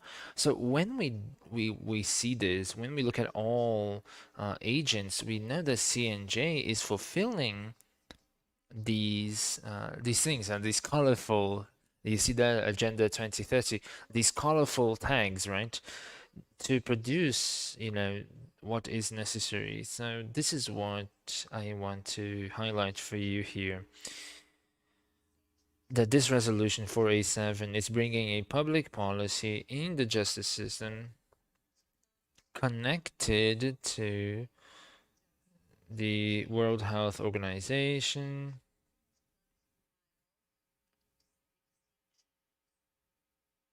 And we see that this is care, the care for everything, right? And we see that this is the determination of a way to make sure that all of Brazil has experiences that were done and were documented for these safety measures in 2011. And this was made reference to, and this I bring again. I understand that we have that everything in the resolution 487 is answering to this. So this is very important, you know. It's very important to show that no one is inventing the wheel or something. We need to create these networks. We need to look at this territory. We need to look at these networks for the national health system to be able to bring these things together. And this is what is the therapeutic singular work. So as we are looking at this, as we are considering what the Ministry of Health looks into, and we see that, you know, there should be something there, just a system, because we understand that we need to do network, we need to have dialogue, we need to have a project, right? For whom? For where? For this territory. Who is this person? Where? What does this person do? And how do we document this? Right? This is how we. This is what we need to consider in as far as these initial words, right?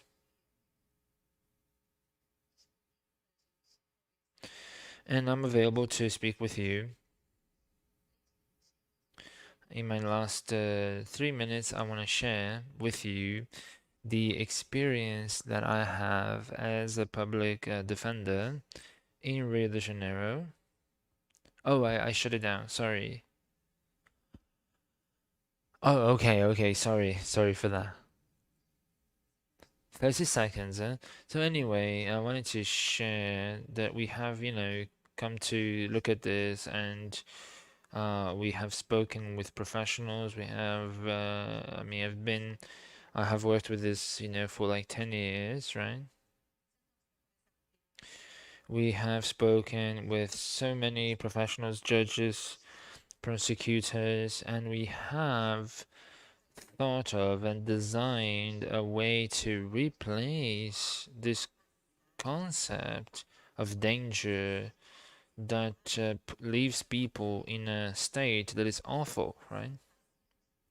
So we see that for any for social for psychosocial analysis. So basically, because of that, we have ended this examination, and we have replaced this experience for another experience for a professional examination, and this is done in a way that it's the same planet, and these were done, and we had hearings with all of these agents who are part of this process, and we decide as a group if the person will be removed from hospitalization. But the dream, of course, is not to even have such a experience, obviously. So when you look at hospitalization, we see that as it is seen, basically in how we deal with things, in how we see the international experiences. I really appreciate everyone for their attention. Thank you.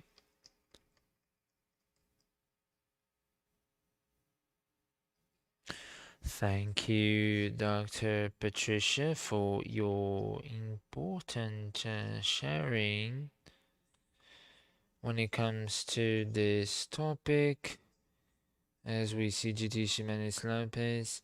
Now, I would like to invite Dr. Luis Fernando Neo Correa, Master and Doctor in International Law, Master in University of Coimbra, Portugal, Judge in the state of Minas Gerais, currently designated to answer for the execution of safety measures. Dr. Luis Fernando, please. Thank you. It is great to be here with you. I would like to greet everyone who is here, all my colleagues. And when we look at the role of the justice system in this reform, we understand that a good way to begin, especially when we have this new resolution 487, is to analyze how this law is considered. So I have prepared a presentation, and I'll ask you to share. In this, we see there the policy, the anti-asylum policy. So we see this, and we also see the purpose for such policy. And the purpose really is to look at people with disabilities. And this is an interesting idea.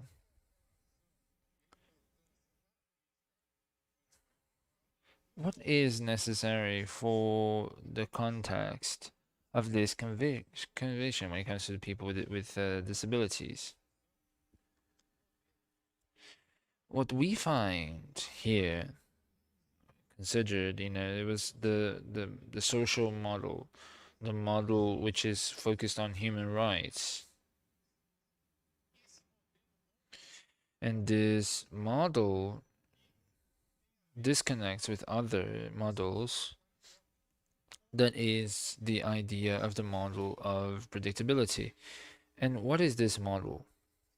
Well, society understands that a person with disability has nothing to specifically approach in society, and they can live outside of society. They do not have a place in society. I believe the presentation is not there, right? Anyway, I think it's not connected really.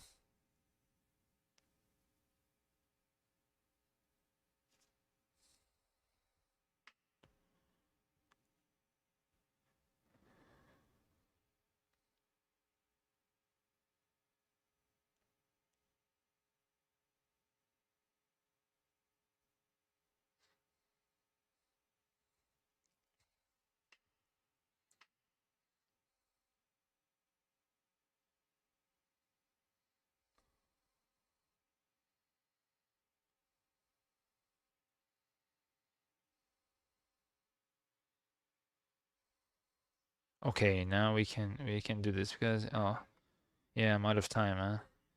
It's tough, huh?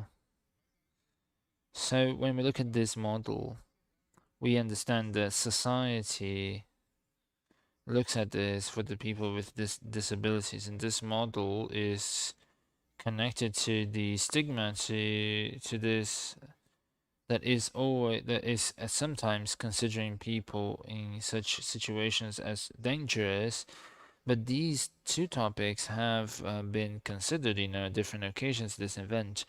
And what is interesting when we look at this is the exclusion of people, especially those people who have any sort of deficiency. And this is important when we look at these spaces. The Haven government reminds us of in his work. He criticizes these absolute institutions, and it's important to look at these ideas. And we, regardless of the name that we use, it is necessary to see if it is what it says it is. So if it is about taking care of people, or just have people to storage as storage. So basically we see that there is this individual that is not considered. And I have heard of Lina Barreto, and I cannot help but remember that, he was there more than once in the hospital, and his words were very important because it's very clear, to look at, the effect that it has to people. Guimarães Rosa also mentions this. I know that it has been mentioned before. He has an interesting story.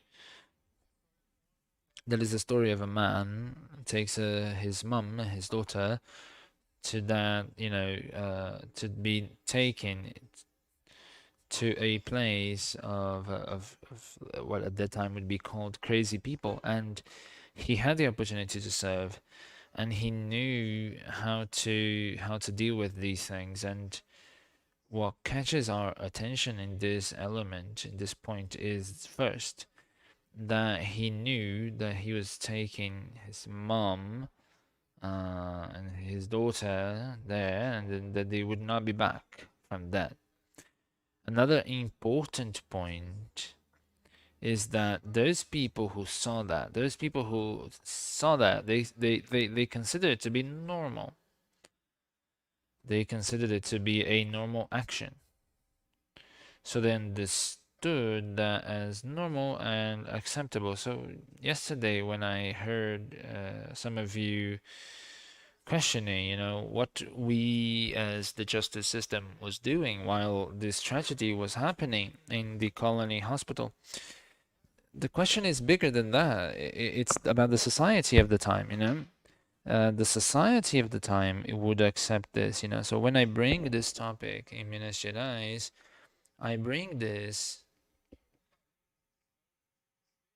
and we consider if there's anyone who has had a family member, somebody who was in such a place, and they would consider it to be a place for the correct treatment.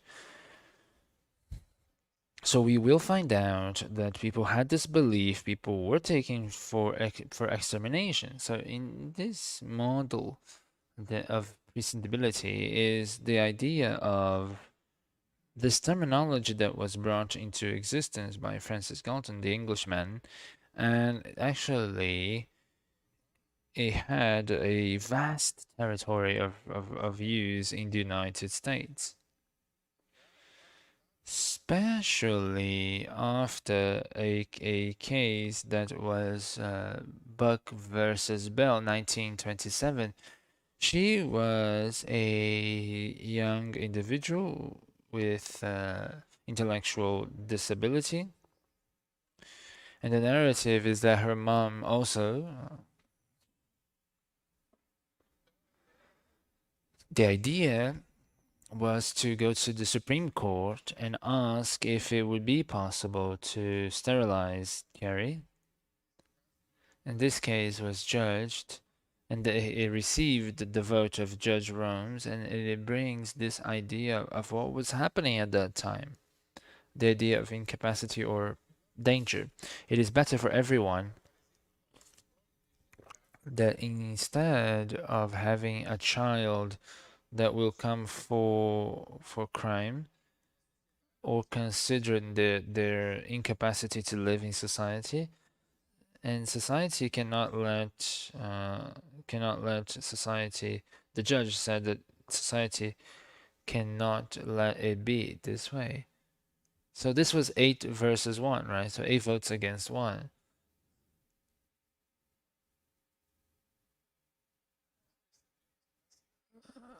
So when we look at this, we remember the Nazi, right?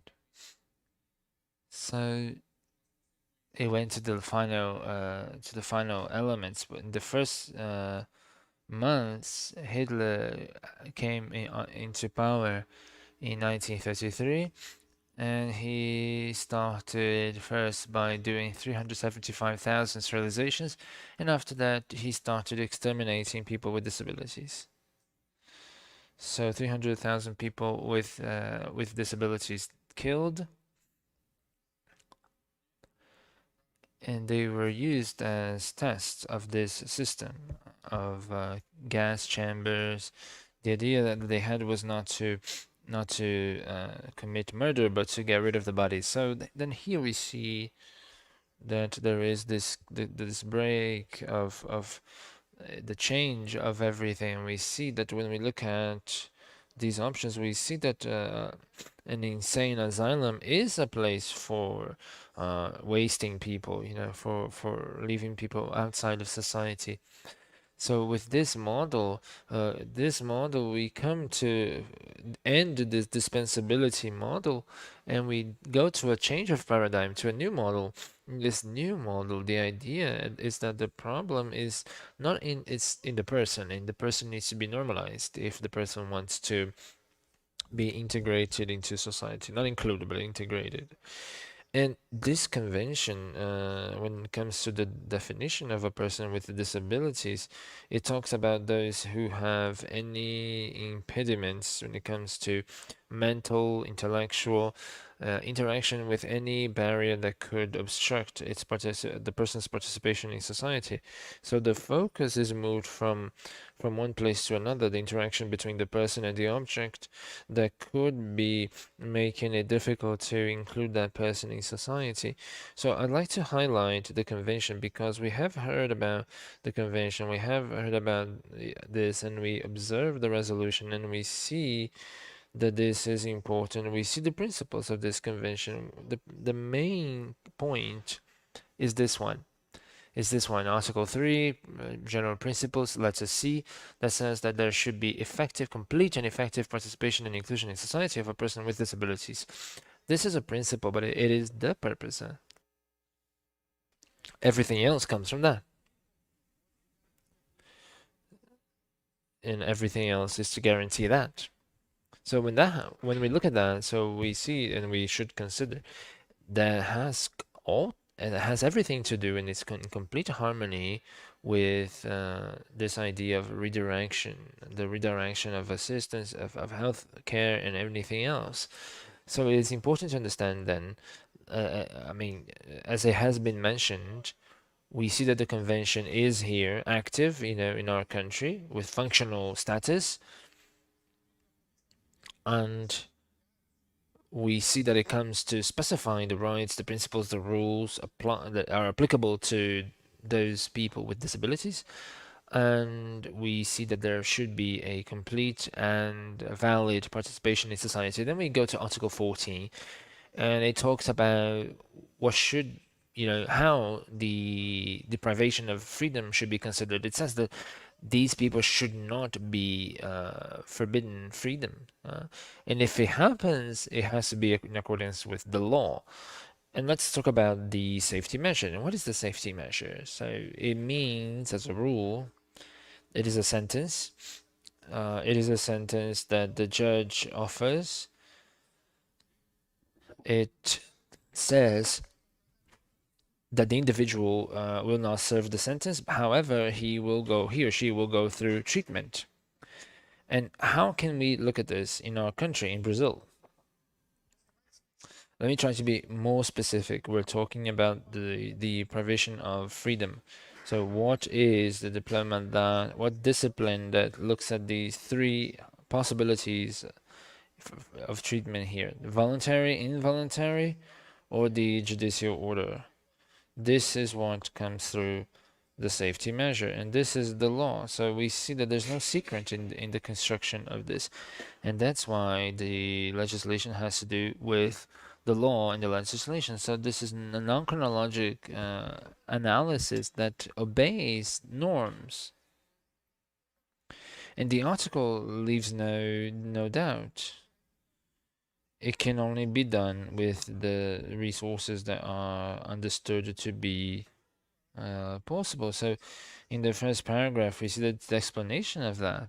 So why is it exceptional to hospitalization? Because the goal of the treatment is to have these people back into society.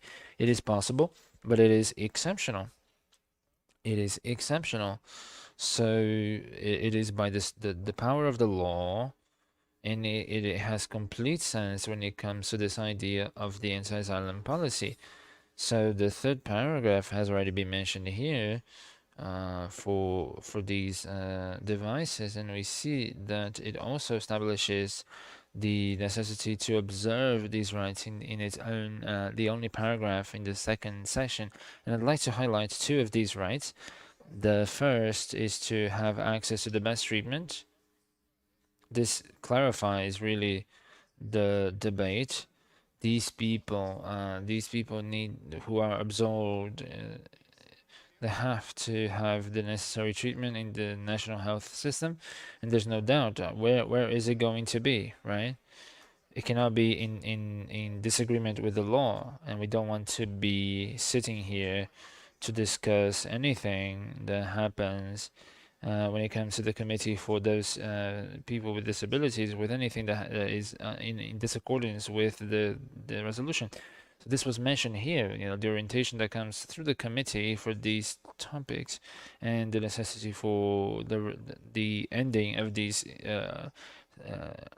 asylums. And then we see here that when we look at the resolution, and here I'm just looking at this concept from the Article 1213, a a a part of this, and this is already in our law. This is part of what we see, the commitment that we have.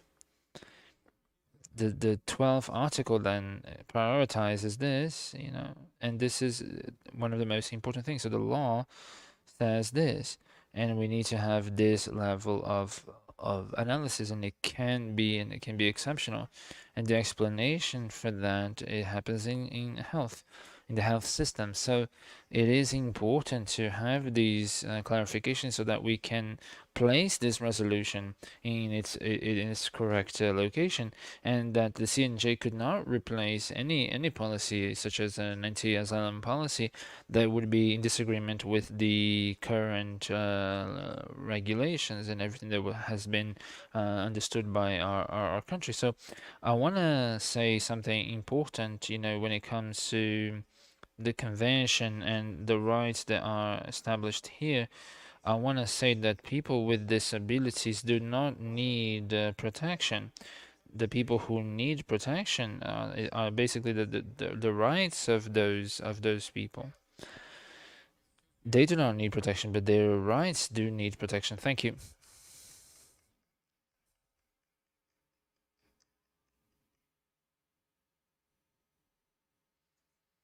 Thank you, so Dr. Luis Fernando, for your excellent lecture. Just like Dr. Patricia's, I'll quickly mention something here. That's something that I consider that is very important for this. How this convention is important for those people with disabilities integrates the whole of commitments in our constitution when it comes to the dignity of human beings. This was the first that was mentioned in the first paragraph, and this is very important for the necessity of protection, right? So now I'd like to call the next speaker, Danielle de Fassis, an analyst from the Ministry of Health. And he is part of the team that he's a master of conflict, but when it comes to the law, from Anhanguera, and has a master's degree in human rights, citizenship, and public policies from the Federal University of Paraíba.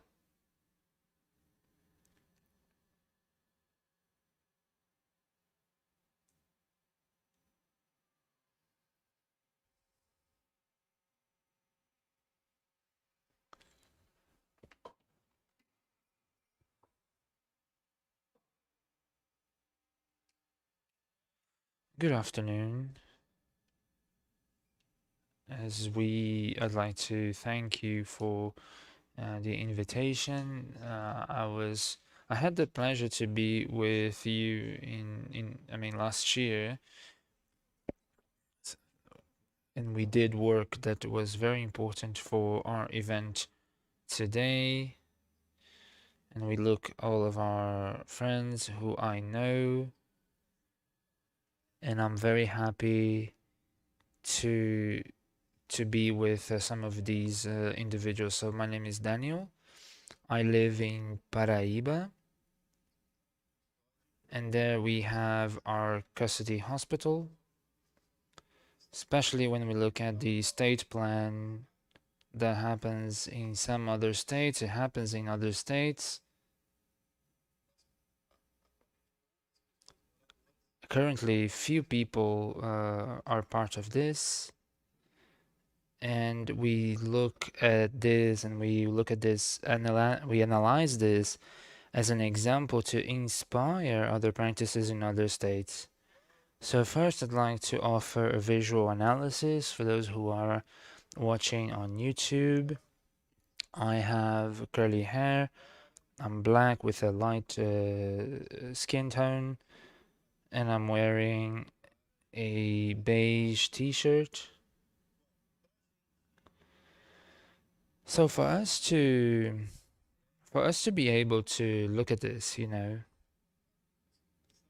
for us to focus really, I'd like to invite you all to understand that, in December, I mean, this is important for us. So the year, I mean, should be as good as we look at the last 520 years, since it's a colonial matrix, basically. And we see the production of the event, and we see how this was promoted in the last years, and this was, what we saw until today. So if we are on December 31st, January 1st was in 1500. We had the foundation of Dom Pedro II, the first asylum in Brazil, the first asylum. And each day is the foundation of this asylum in September the 2nd. So there were 9 months, 8 months without an asylum. In 1921, now we celebrate, or we understand 100 years of the judiciary asylums. The first was founded in Rio de Janeiro, and it was October 19, after 10 months of a year. In 2001, the law of psychiatric reform took place in December 12, close to today. So to 2008, the year of the convention mentioned here by Patricia and Luis Fernando. 2008, the year of the convention, would be December 19, almost in the end. In 2015, the law of inclusion, December 23. So the invitation is to us to see along a year that for 9 months or 8 months and a bit, there was no asylum. In the last 4 months or 3 months, is that we can see that. But in the last month, this is a month of a reformulation, a paradigm shift. So for basically 2 months this year, the asylums were normatized, were authorized, were validated. Are we going to retake the practices of these 2 months, or celebrating what used to be done, so like it used to be in the first 9 months of the year and in the last month of this year? You see that in another scale, we see this small period. There is no reason, considering the historical experience, to keep this with us. I will quote, né, some people here, né, things that were said.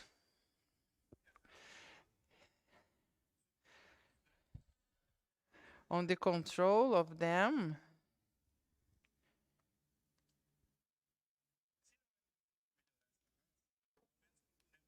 If it's not possible, né, to improve this, let's try the contact with the foreign. Nobody will deny the importance of this heritage of mental diseases. We would like to this for the better control of people. And the proposal for the creation of the municipalities and asylums, we would divide these municipalities and we deliver a piece of land to each psychopath for the same reason of the people with tuberculosis to a city with a healthy climate. These sentences originated in a historical series that started in 1969, 20 years before abolition, before the first classical books of Lombroso, before the first that hospital Dom Pedro in Rio, they were thinking about separating criminals from common psychopaths. So in 1969, the São Paulo brought through its parliament, as the case of Aguiar Itaker, these quotes, these famous quotes that would guide the practices until today, of course, due to the that's the reason, one of the reasons we are here today. Those sentences were said by the group, the research group, GEP, AJ. It's worth learning more about them. There is a vast portal on the internet. It's a research group from the State University of Londrina. There is a very, very rich material there from the magazines that were all the articles about mental hygiene, I would say. So it's also rich here in Paraná. The state of Paraná has all the richness in this so specific topic, which is from the prison system, such as the pioneer experience with this court of justice. So here in Paraná, there is a production taking place for some years that can maybe help serve as embasement to promote even more this debate that we started yesterday and we're having here today. So Samuel, there, please. I will now share. I was here, of course, to contribute from my experience as a consultant in the program Fazendo Justiça to understand this scenario where the practices of mental health happen with the judiciary and the executive in Brazil, and with that also with the team of X3 of the program Fazendo Justiça, to build proposals of action to face this situation, to face these challenges.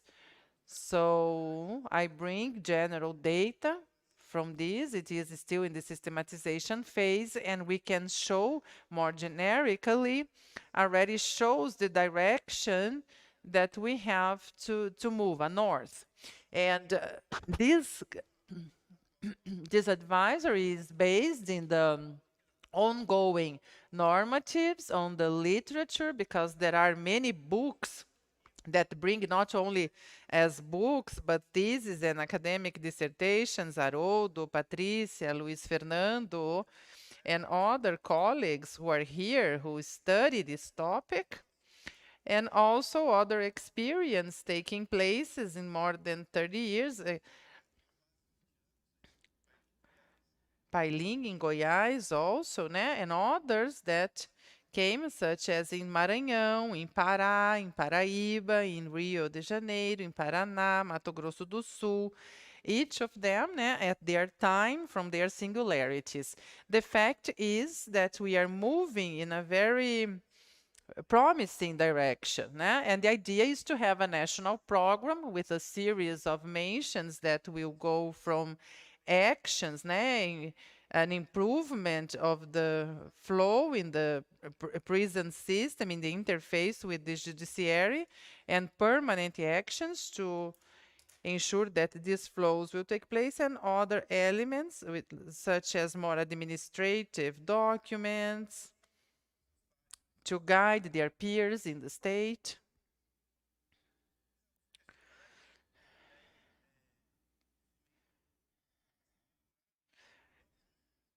Soon I will see this was a very nice experience. I congratulate the National Council of Justice on that and their representations, because they made it happen. So the public who answered this survey, so there was a very big data collection, and the questionnaire was applied to innovative experiences, like I said, the EAPs, the prisons, and the courts of justice. The understanding that they wanted to find was to see the coverage, the assistential coverage of HAPIS and the prison health, the PCD, and the intersection now with the judiciary in relation to the demand, to understand if the public agents knew about this psychiatry reform, and what the challenges they faced were for the implementation of the norms, because even though they knew about it, the biggest majority of them, they informed they know the legislation, but it is very difficult to implement, to comply with it on their daily routine for several reasons, but they do have these difficulties. We also had some meetings with specialists, technicians, and academics to help to handle this data and to elaborate questions, to know which questions to ask. So we had important data that would allow us to produce valid information, methodologically speaking, socially acceptable, positively challenging. And facing this, we talked to the players, the different players that you can see, also bilateral meetings, international meetings with some international entities or the international representations, as well as nationally with the EAPs from the coordination, CNMP, PFDC, Pastoral Carcerária, the Design Institute, and RENILA, Abrasme, as the movements and associations of users and family when it comes to mental health. Now, the mapping and national diagnosis, a total of 449 questions were asked for all this big public, so a total of 449 questions. We had more than 1,000 respondents that produced more than 73 pieces of data. Only the judiciary, represented by the execution and knowledge, and also the Court of Justice,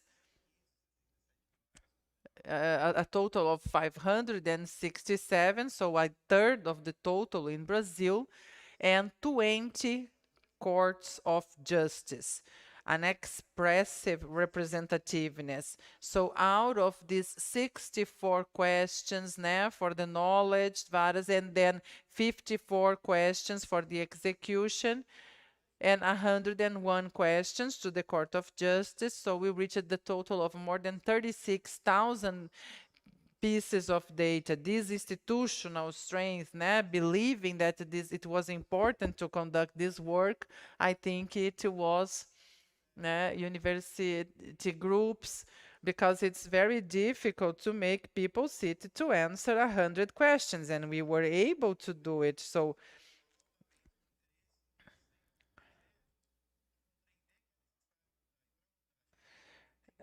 and to change, we need evidence, because after all, it was always done with evidence, né?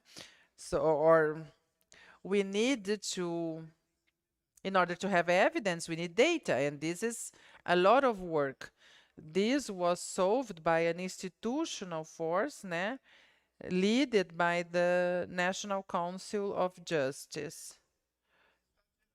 And general results, impressions, general considerations of this mapping, positive challenges pointed by the institutions that were involved, the need of professional qualification, eventually specialized qualification in the Court of Justice, also qualification of the normative of each court involved, that from their internal instances will discipline the action, and also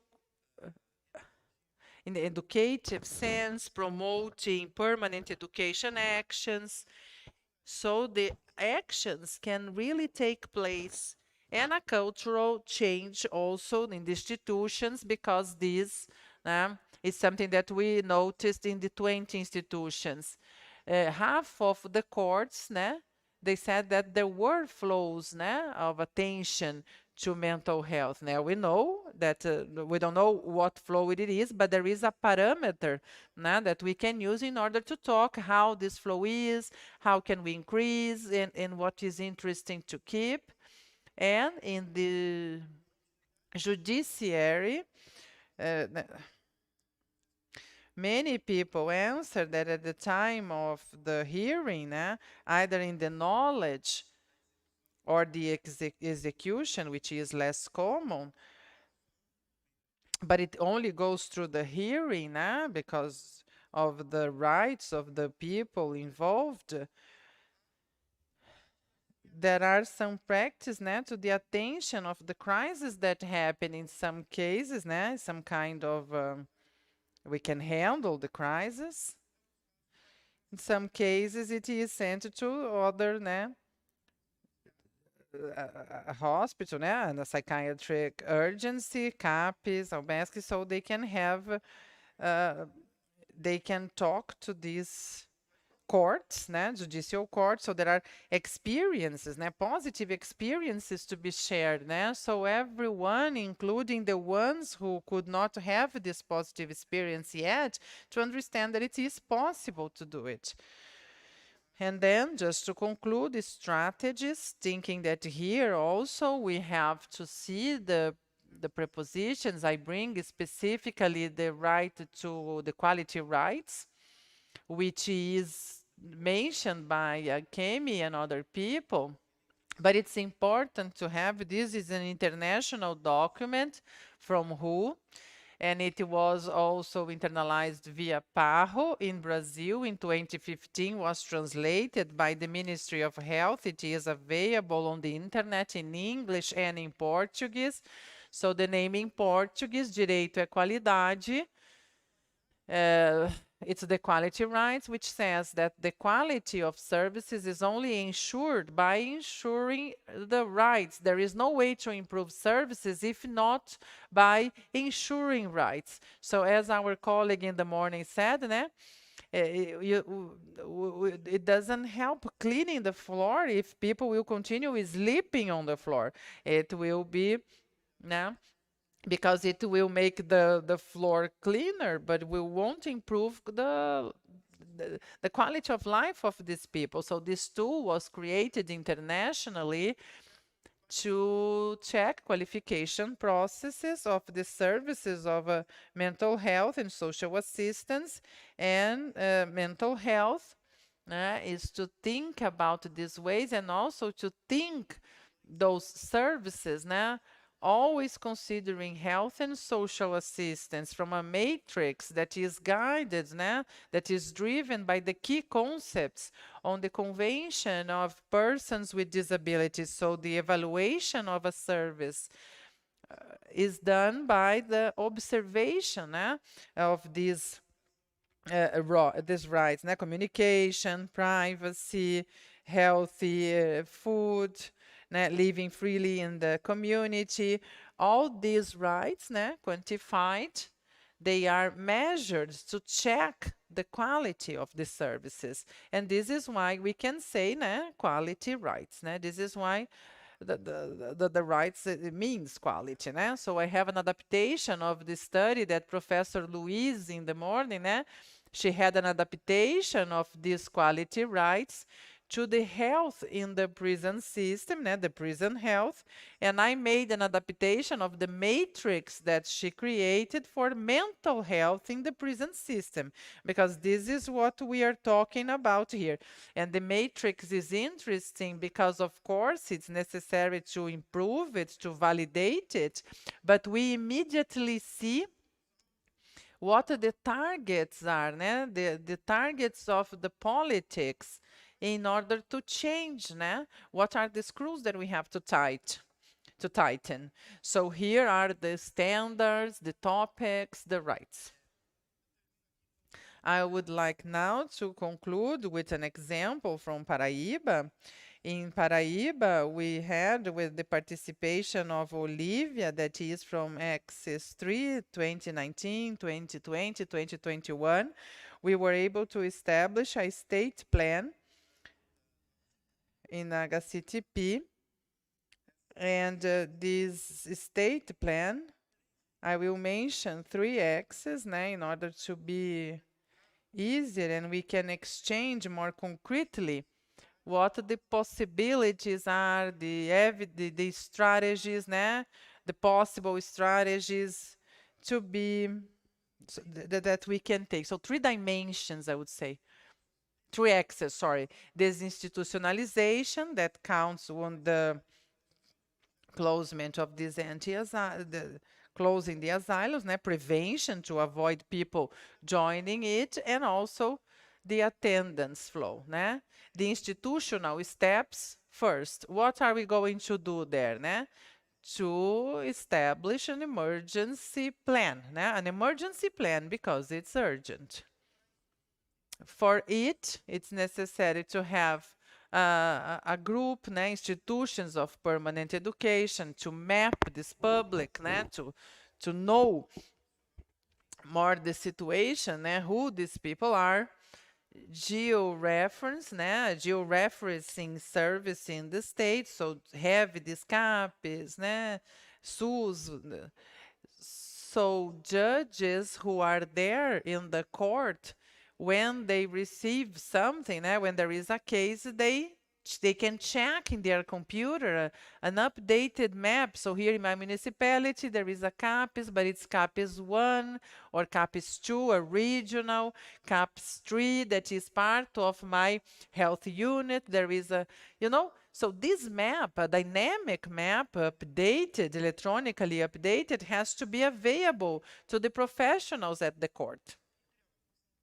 And also creating a technical commission to prevent these people being sent to asylums. Other step to reduce vacancy in the asylums. And the third big steps, this dialogue with the executive, meetings, that would put health managers together with the state management, so monthly services that will be improved, installed, implemented. So they go there, they ask for a speech that there is no money. We need to see some resources, to allocate some resources in the RT for those people. We need to apport resources, so for a car, for people who need to go to close cities, who are struggling to go to a workstation, they wish to start working again, resources, so maybe pilot projects from the council in order to do it. This is possible this is something that is possible to be done. When a wall separates, the bridge unites. You come and pick me, somebody comes and releases me. And if it's your strength, one day it will be ours. Né? Look at the wall, look at the bridge, and yesterday about to come. What are the fears you have? No? You delete a verse, I write another. You lock me alive, I escape dead. All of a sudden, look me again. No? Demanding for a change. Let's go, me and my dog. Look at the old, the young coming. Why are you afraid of us? So this is from Paulo César Pinheiro and Maurício Tapajós, a song that is named Nightmare, no? From 1973. It's a moment which is favorable to the song, which is, and from this long play, né, this record, I will quote, né, the important is that empathy survives, because this is what it's all about. Thank you very much.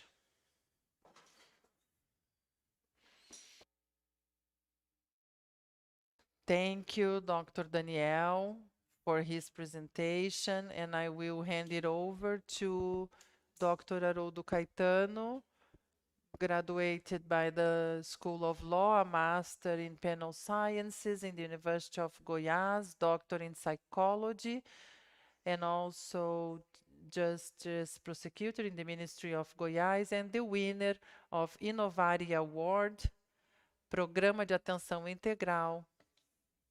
The floor is yours, Doctor.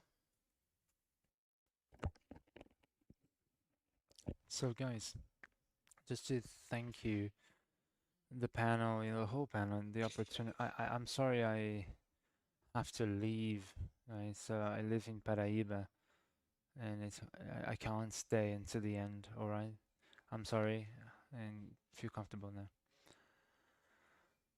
Have a good flight back. So, good afternoon, everyone. I'd like to. I have somebody think will help me with the PowerPoint deck. So to celebrate the Ximenes Lapis resolution in this great international seminar,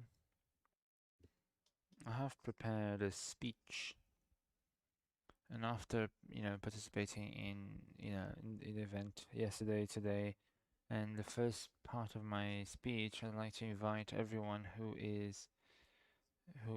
those who are, imprisoned in these asylums and psychiatric isles by sharing these look at this by sharing these photographs. I mean, I've been visiting these places. My own state does not have it, but of course I participate in this discussion throughout the country. So for this first presentation, I have established the idea to bring these people to be here with us. But before that, I'd like to dedicate my speech to 4 people. My dear Maria Aparecida Denise, the first coordinator who managed to coordinate this effort in Goiás, so we would not have any more judiciary asylums in the state. Also, the psychologist Adante de Carlos Martins, the strongest activist that I have known in this cause. Also, Rogerio Casado has already passed away. And my dear cousin beside me there on the photograph.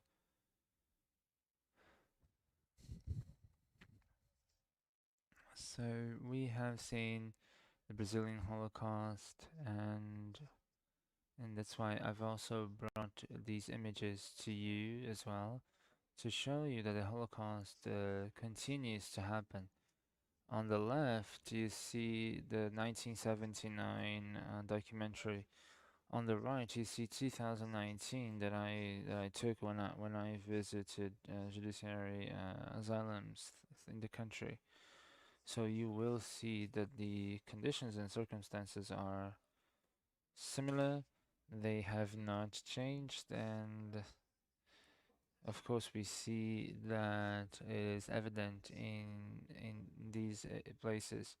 And this is how it is in Maranhão state. Well, normally this is identified, on the door as a hospital. This is in Pernambuco. This is what I saw in 2019 before the pandemic. This is the toilet. Here are some of the people who live there, prisoners. Some more people that I invite to be here with us at this moment. People who smile and hide suffering that they go through. And they smiled also because I asked to them to smile so that I could post on Instagram. Anyway, so here are people who should be in liberty, should have freedom. They should not have been taken to these places, and now they participate with us in this moment. Luciano is a case that is interesting to comment because in this image that I have gotten, these photos were taken by me. This image, I believe that it is a good image of the mad person, right? The stereotype of the mad person. So here's in Sergipe, and here's Paraná.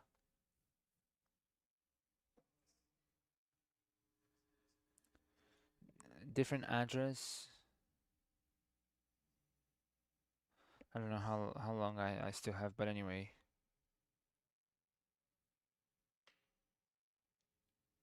And this is Paraná's judicial asylum.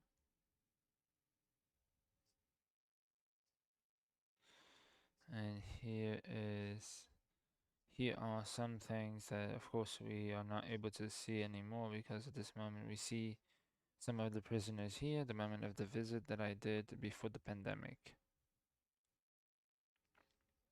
Here are the conditions. And in Sao Paulo, I met this place in Casablanca City. This was an institution that had to do with people who suffered from skin disease, but now it is a judiciary asylum. And we see that here it has seven. Here's Dona Citinha. She has passed away, and she has an interesting story. Each photo brings a story, and it's hard to see. Well, here we have Parás Judiciary Asylum, and these are one of the scariest photos of these places.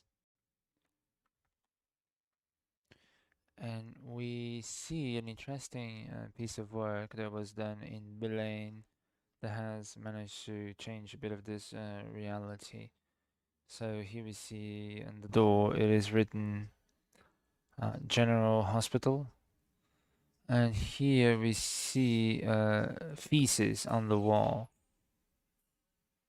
So as we see that, as we heard the story of a mother who protected her daughter with feces, also these men use their feces to express the suffering, the pain that they go through in these places. Others show their bodies to show the condition of abandonment that they are submitted to. And I could say that these photos are from today. They're not from obviously today because these were taken right before the pandemic started. And this is the idea of Brazilian Holocaust. Here a couple more naked men in the judiciary asylum. Nothing that could be considered, health care. Here a few women, very beautiful. I met them, I spoke with them, and I also asked them to smile for a photograph. This lady was in one of the most absurd conditions that I have found in these visits. As you can see, she is naked.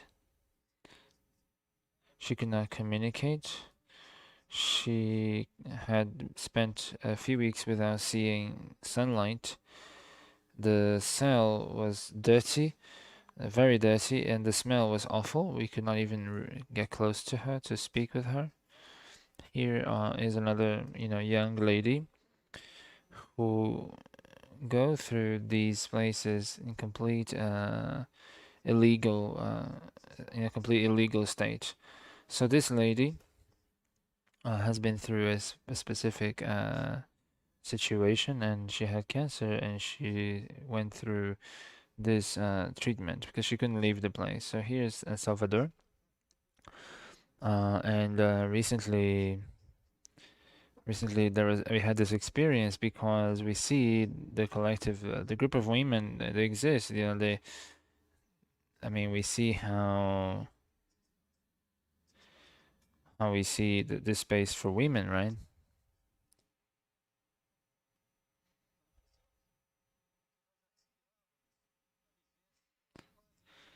And we see how the resolution Ximenes Lab is, we see how this has allowed for this, that everyone, in the event became part of this, and we were there to share some sort of hope.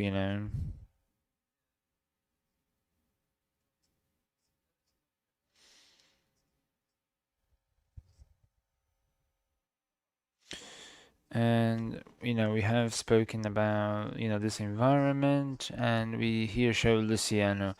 Luciano is this individual who I met in Pernambuco. He had been there for 3, 4 years in this judiciary asylum. We took this photo to the seminar that we had in Recife. So there was a movement, and he was then removed from this institution.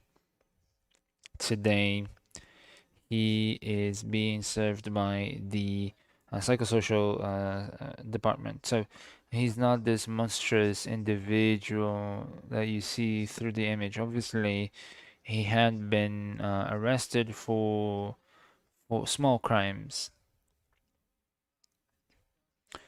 at the beach in Boa Viagem, bothering tourists. So he was taken there, and he represents and he expresses in this moment the fear of those who are on the outside. So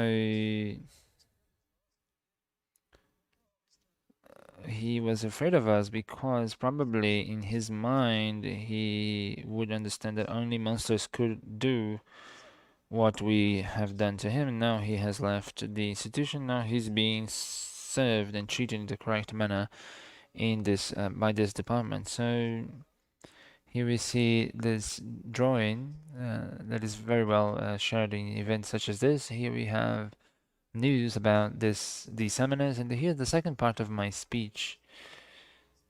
I would like to. It was actually quick on those, but anyway, each of them I could have spoken much more in terms of stories. And these stories deserve to be heard. But anyway, I have written a text for us to be able to sum up, at this moment of celebration. As you can see here on the screen, it's only a reference to Paili, a movement in Goiás that you can look for. This is a document of its regulation of its operation, and my thesis that was published as a book on the right.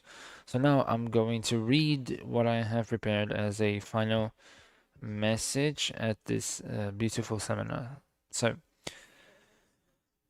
what the resolution Ximenes Labs determines for the whole country is reality for the whole state of Goiás since the year 2006. It's been 17 years. 928 people have received support from this program, and they have been seen in this period of time. And today there are so many there enjoying of this. This safety measure is emptied of its content, of its sanctionary content. However, until the moment where the Supreme Court erases this image completely from the legal ordainment, we will need still this device, which is a connecting device, as the resolution says. This is the transactional object, to use the concept brought by a pediatrician, that we will need to overcome this criminal childhood in some ways. This traditional object is necessary to overcome this criminal childhood. It is fearful to many, and for those who believe that it is possible to resocialize through prison, and it's possible to reduce crimes through the penal code.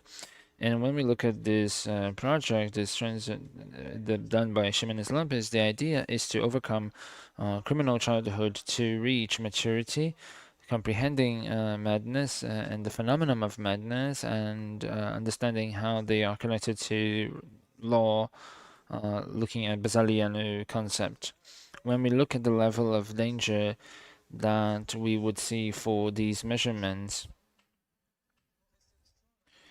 we see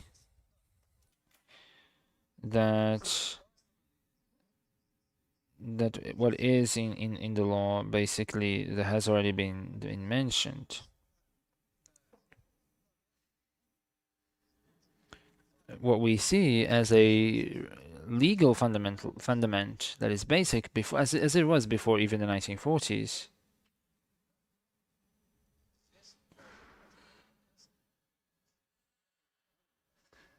And then we see that this is an inspiration that was reminded, yesterday. We were reminded of that, and he told us today this was an Italian fascist code. So we can affirm completely that if there is something of a fascist nature, these are the safety measures.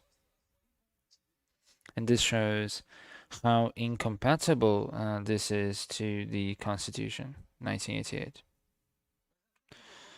So before we get to the guilt element of this, of having penal sanctions, we will still, coexist with this environment of transition, really. In Paili in Goiás creates and has been working with this transition environment since the year 2006. This has allowed Paipijata and Minas Gerais to have had such an experience, an asylum-free experience. And Paili is a device from the National Health Service, and it looks at mental health programs and activities far from those asylums and those dungeons, so that people can be served in a humane way in a psychosocial program set. And we see that this is, the acumen of anti-asylum policy, and we want to do this. Avoiding asylum and liberty should be the condition for such therapy, for such cure, for such treatment. And there's no mental health treatment without freedom.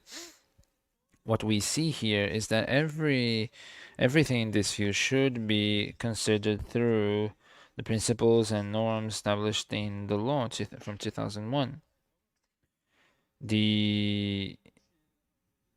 This is something that is very special to guarantee everything that is considered for judiciary asylums that we find. So this is to free those who are still depending on that. So the experience of freedom will be important for those who still defend perhaps a racist idea, which is the first reason for being for these judiciary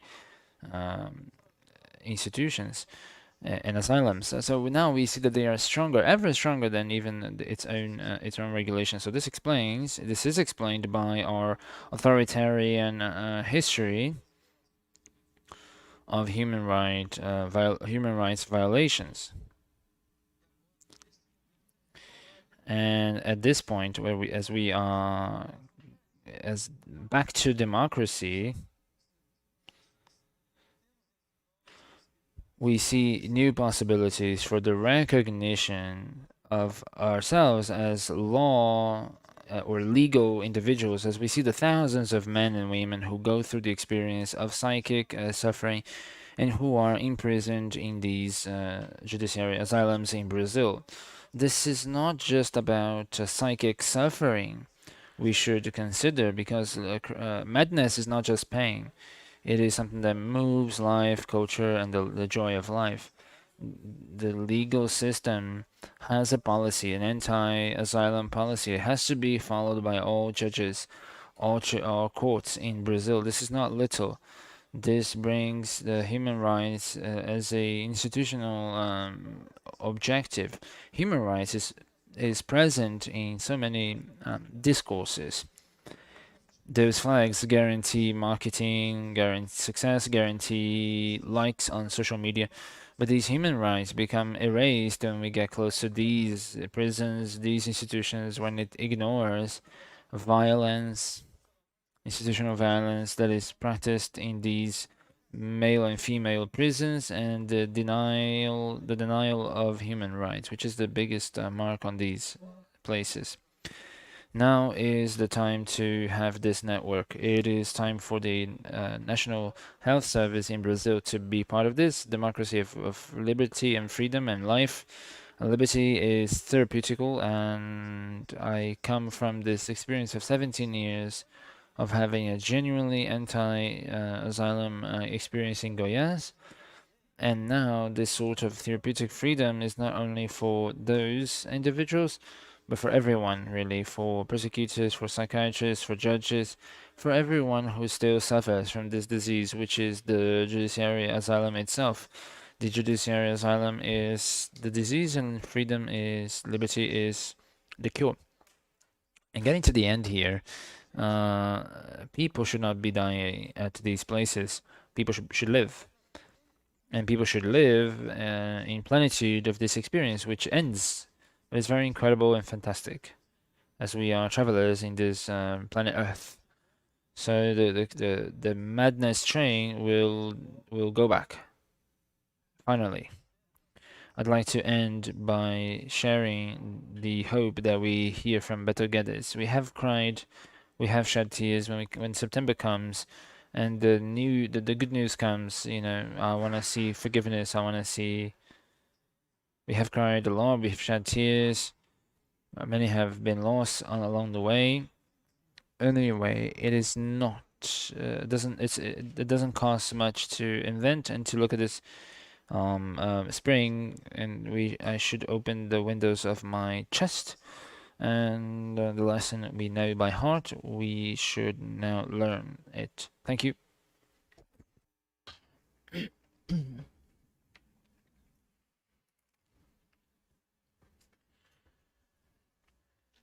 We would like to thank you, thank Dr. Haroldo for this inspirational speech of reminding us the international movement of persons with disabilities, nothing about us without us, to bring these people together with us, talking to them and about them.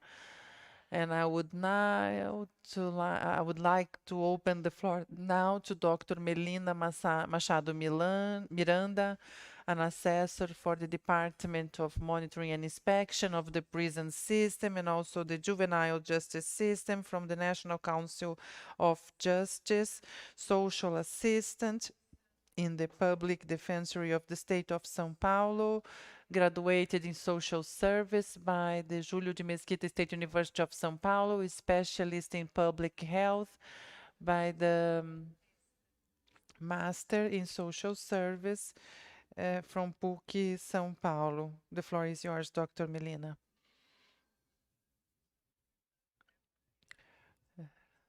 Two Melinas in a panel. It is something rare. I will try to be brief. I think it's a difficult role, such a powerful panel, which brings the theoretical aspects, academic aspects. All the speakers here are the researchers in the topic, so they had their master thesis, doctorate thesis, they wrote books on the subject, and we had the honor of counting on the contribution of these specialists on the Jimenez Lopez resolution. So it's an honor to be here in this seminar, which is to celebrate and also reflect on a topic which is not easy. So I will be brief, I would like to ask some question to them and also to Danielle, who was here. Unfortunately, nah, I won't be able to do it, but to ask these questions, but I will bring some elements on their speeches and also on the proposed topic for this table.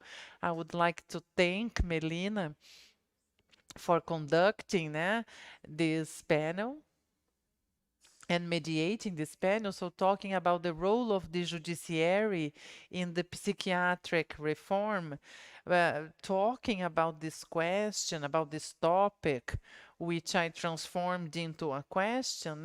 What is the role of the judiciary in the psychiatric reform? It brings a relation. There is an implication of the judiciary with the psychiatric reform, because not long ago we can say it was denied. There was no implication.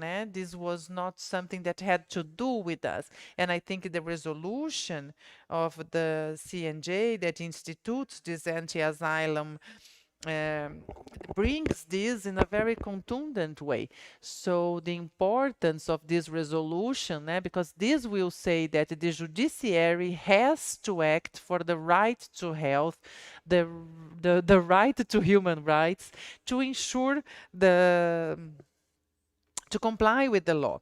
So this psychiatric reform, in these 2 days, we have had big conferences, speeches about this reform on the anti-asylum struggle. In summary, in my understanding, this reform is much bigger than Law 10216, but this law will will list the rights of these people with mental diseases and also the reorganization of the assistant model for mental health.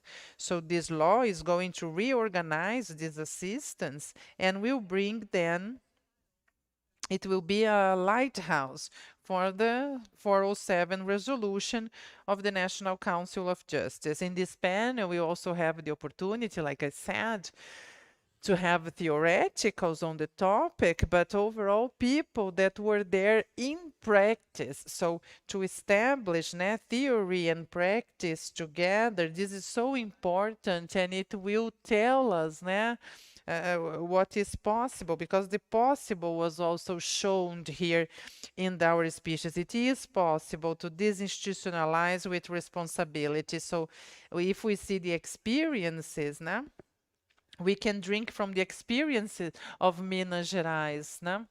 If we are going to talk about the way out of it, we can drink from the experience of public defensors here in Rio, that Patricia, in many years had this. And also, if we're going to talk about the execution of this moment between the entry door and the exit door in an institution without asylums, we can drink from the experience of Goiás, which Haroldo so well explained to us.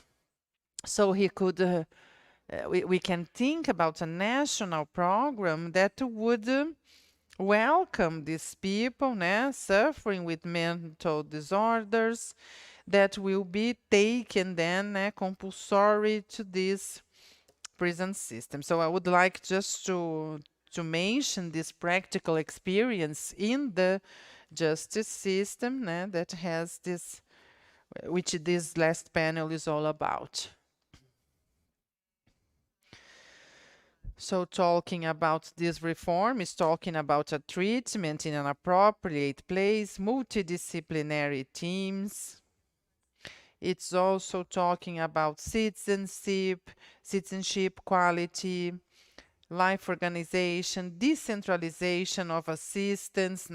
So if we think about taking people with leprosy and insanity far from us, so when we talk about the psychiatric reform, we bring them to our where they can be seen. So it's impossible to go to these places and see those things because we don't want to, but it's important to, in order to change this.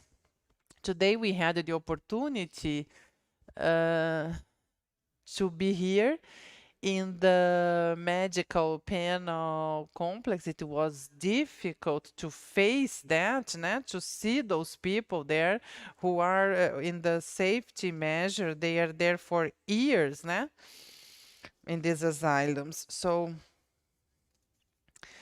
uh, how does the implementation of the therapeutical residences are going on in this state? So those people, because oftentimes either because of the crime or institutionalization for years with no contact with the family, they have lost this bond with their family. So this is the question we ask here and also to other places. And the role of the judiciary in this discussion is not to replace the net. On the contrary, for a long time, we used to hear from judges, I don't know what to do.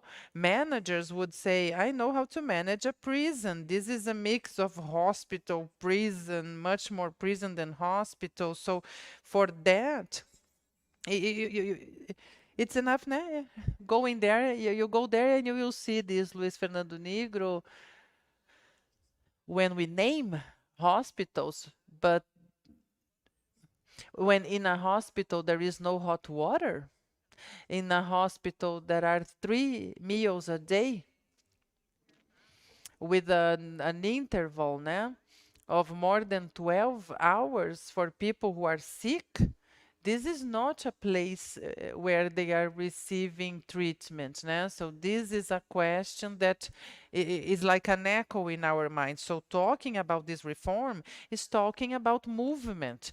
The reform is not there back ago in the 70s. This challenge continues and the resolution shows us that. So all the discussion that was now resumed, this was said also. This has been said during these 2 days. The resolution brings the guidelines, the operationalization, international treaties, and also the law 10216 and our constitution.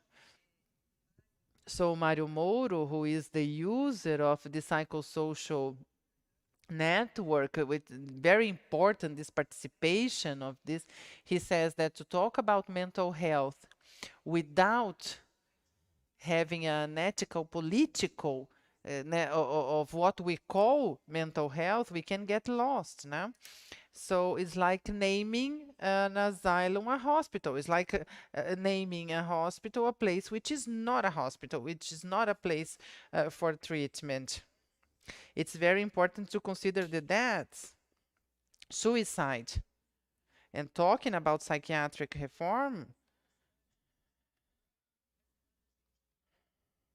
It's to talk about us. So I invite you, when you return home, or even the memories, the stories, to ask your family members, the stories of suicide, of insanity we have in our families. Because insanity is okay, even though it's like a paradox, but it is normal. It's really present in us. And health is still health when in contact with the justice. It's like, it's not as if justice is apart from the reality. So why, while psychiatric reform and disinstitutionalization of those asylums which are not judiciary but the asylums themselves, why do judiciary asylums were not included in the discussion? If it is like as if it's not part of the reality. So this discussion, in the beginning of my debate, this relation is intrinsic, it exists.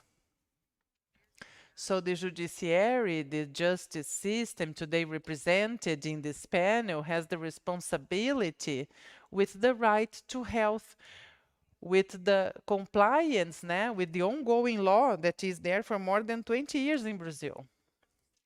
So wouldn't justice be the place to look after health? If it wasn't for justice, where is it going to be? né? I think it's also an important question.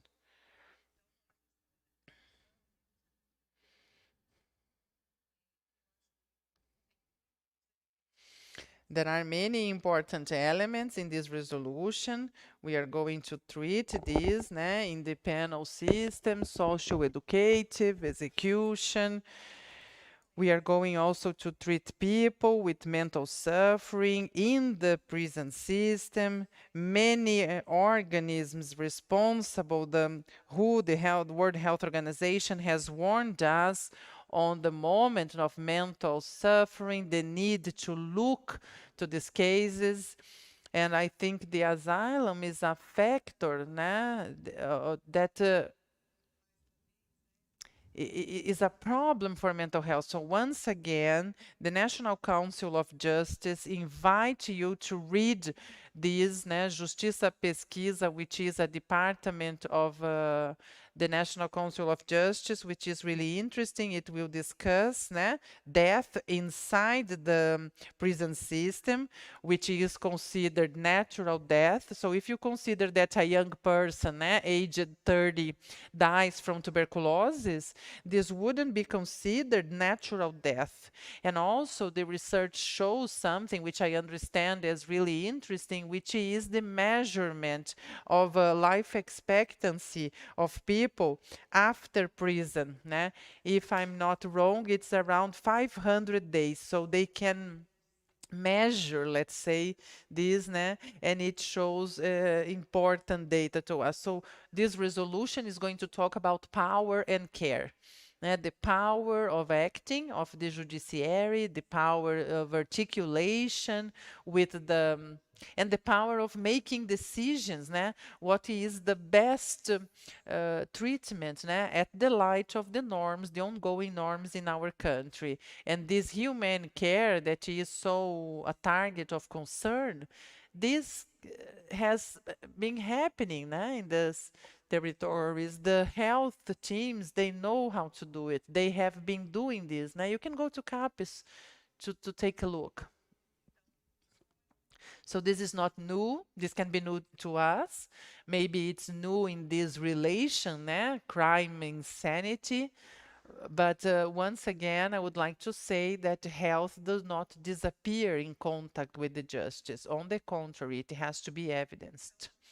So I think the resolution comes to remind us of this, to remind us of the psychiatric reform. Today in the asylum, one of the last cells we visited, an intern told to the minister, Rosa Weber, that soon will be here with us to close this historical event, that he wanted to listen to the anthem because this made him calmer. And he asked to listen to the national anthem. I think this now we listen to music, to poems, and this is what he wanted as well. And there is a place that they cannot play it. So somebody played it and he was emotional to read. So we're gonna talk about that, this lack of contact with the exterior, which in our legislation it is listed as a human right.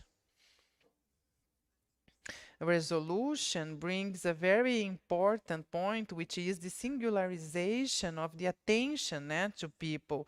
So they are not going to say release everyone anyhow. They will say people need a project, a therapeutical project. This concept is new for the justice system, but it is for some time out there with the health team. So each case has to be treated as it deserves to be. Health has a set of possibilities of services, of course, that there is room for improvement. But these 2 days, having the people from the the Ministry of Health is important to strengthen this ministry in this practice and this policy. So the resolution talks about this, né? Not the lack of responsibility, not lack of assistance. On the contrary, it's responsibility to ensure that assistance in a very responsible way. So I would like to close this, to conclude with the speech of this person, this prisoner who asked to listen to the anthem that needs the contact of art and singularity. So this that would ease in his heart. Thank you very much.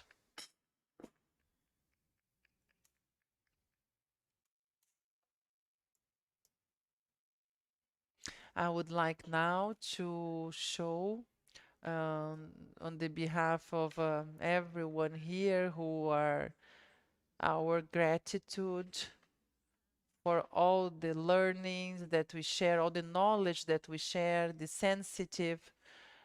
sensitiveness of everyone who are here on this cold Friday here in Curitiba, but warm in with the human contact here. Everyone who are here fighting for human rights believe in the transformative power of human stories, the capacity of sensibilizing people to fight for a better world, a fairer world, or less um, for those, for the vulnerable ones. So may history of Damião Chim Lopes, that names the resolution of the National Council of Justice, maybe it inspires us to a more appropriate treatment of those with mental disabilities, especially those at high vulnerability.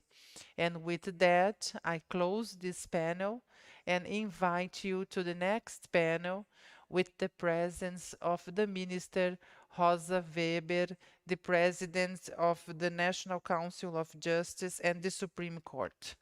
Thank you and good evening to all of you.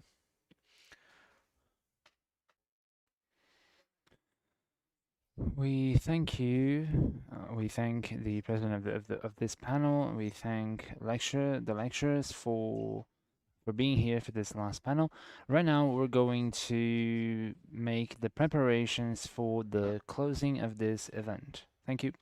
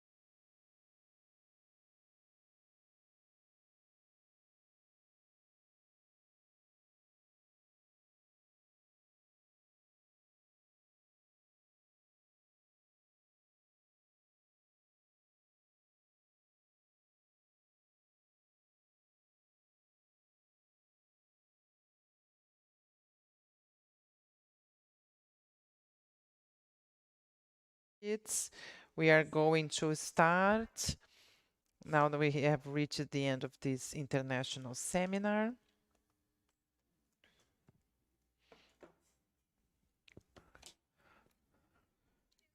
And at this moment, we will invite to the honor table of this, in the solemnity of closure, the authorities, your excellencies, the president of the Regional Court of Work, Judge Ana Carolina Zaina,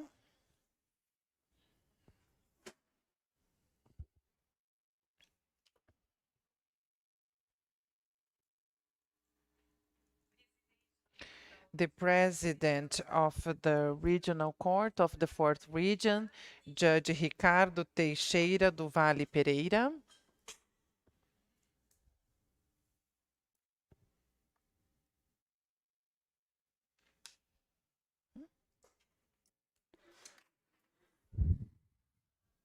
Dr. Leticia Ferreira da Silva. She's here representing the government of Paraná.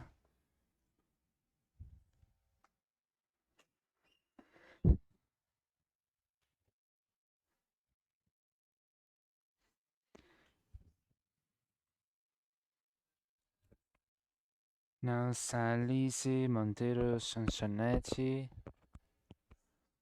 Sanchoteni, of course, yeah.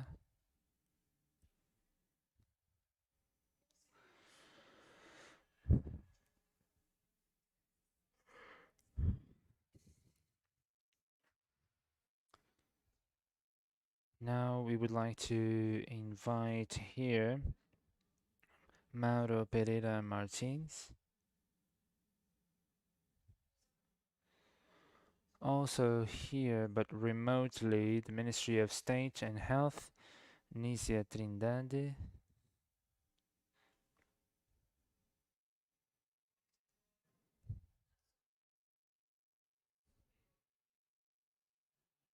Minister Luis Felipe Salomão.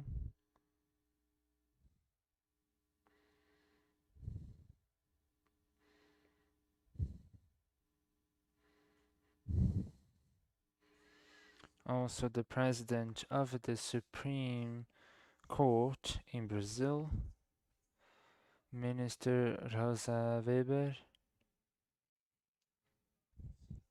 The President of the Justice Tribunal of the State of Paraná, Luis Fernando Tomasi Kelly.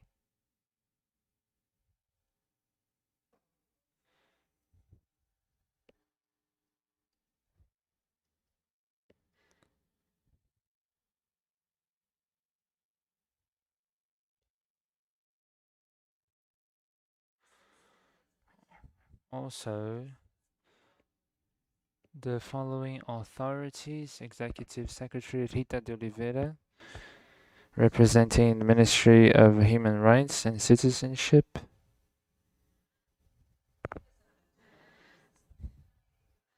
Representative for the Pan American Health Consultant,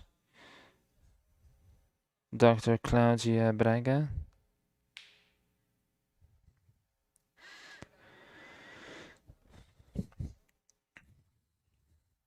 Fernando Quadros da Silva is also joining us. Auxiliary judges for the CNJ, Dr. Luis Geraldo Santana, Dr. Karen Luiz Villanova Batista Souza, Dr. Edinaldo Cesar Santos Jr.,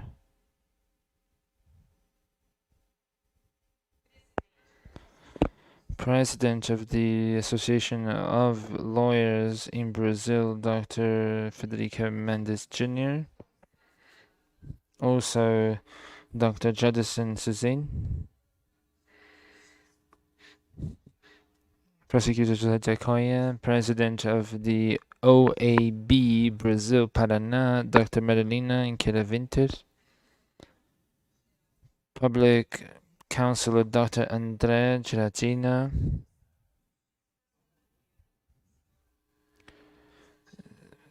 Mr. Inter Santinho Goveda,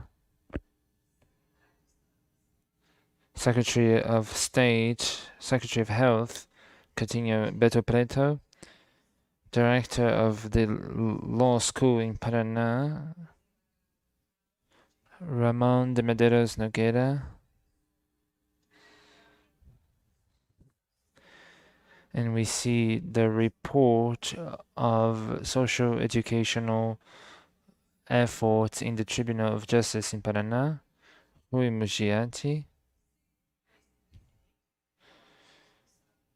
Also, the Fernando Antonio Praceres, Hamilton Avis Correia, also the Judge Rui Alves, Salio Horst Rodafi from the Labor Law from the 9th Region,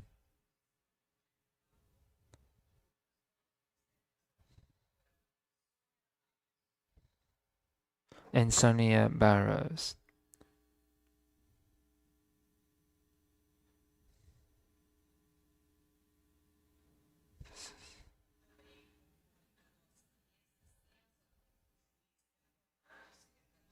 Also, the Secretary of National Justice, we also thank for your presence.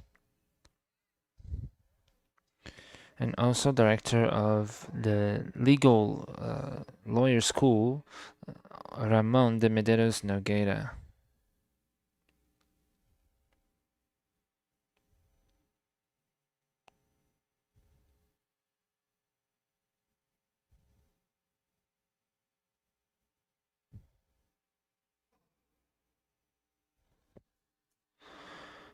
Good evening, everyone. There's a philosopher who once said that joy is a moment you wish that does not end. A happy moment is a moment you hold on to, that you are sad that it ended and you want to relive it. These moments should be preserved so we do not lose hold of them.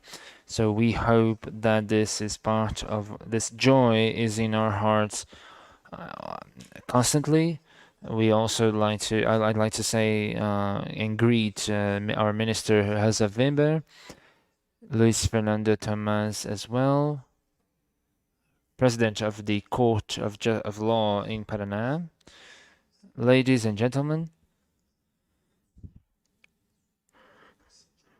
I was happy in the beginning. I was so happy in the beginning of this seminar, and now I also feel this gratitude and this feeling of a job that was done. And with this, we end this event, this international seminar for mental health promoted by the Legal School of Paraná with the Justice Council, National Council. These were 2 intense days, really, debating these issues and the policies that will work on having a state that is anti-asylum, and our ideas on this and a very important topic. As we go through these 2 days, I can say that we have reached the goal of what we had established when it comes to national, international elements of human rights. We have rationally deepened the debate on the anti-asylum policies in Brazil. We have also considered how society can contribute to its implementation and improvement. I am thankful to all of you. I'm thankful to CNJ. I'm thankful to Rosa Weber, who comes here to Paraná to see us. I am also thankful to the councilmen and councilwomen who are part of this process, from CNJ, from the auxiliary judge, my dear friend and colleague in this work. With the presence of you, we could not have come to this without you. we shared this panel, and so many people who were here in our court who thought of this and event and put this event together. I'd like to thank the whole team from the justice system in Paraná, everyone who developed, worked hard on this event to make sure that this event would happen. Finally, I'd like to remind all of us that we should be conscious of good public policies that are humane and that respect human rights, and these are established in the constitution of our country. And we need to always consider Rui Barbosa's words. Law should go higher than force, and we keep on seeking this knowledge. Thank you.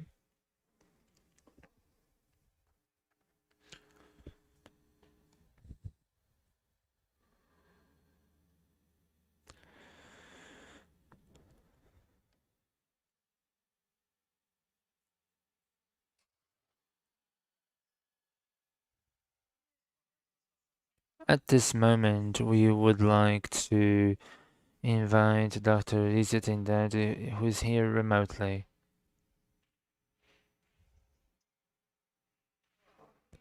Good evening. It is an immense satisfaction to be with you, even though I am online. And has been an important seminar. I would like to greet Minister Rosa Weber, President of the Supreme Court, and also of CNJ. I'd like to greet the authorities that represent the justice system in Paraná, and also the state government of Paraná, and to really thank you for having us in this seminar. It is so important to have the representation of people who are inserted in this topic in the civil society, and I really would like to greet every one of you with great satisfaction. Today, I met Secretary Eusébio Magalhães, who was here for the opening of this event, and he was very excited about this event. He was very excited to have the participation of the Department of Health, from the Ministry of Health through Dr. Sonia Barros. Certainly, these exchanges are fundamental for us to be able to develop policies. Without these policies, it's impossible to talk about democracy.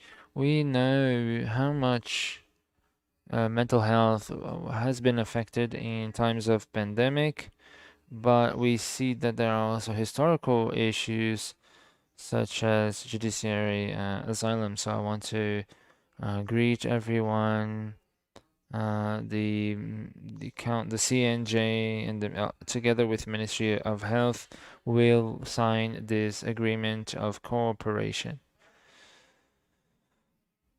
Institutions have been very important on this day to bring the best practices when it comes to mental health policies at different levels of government.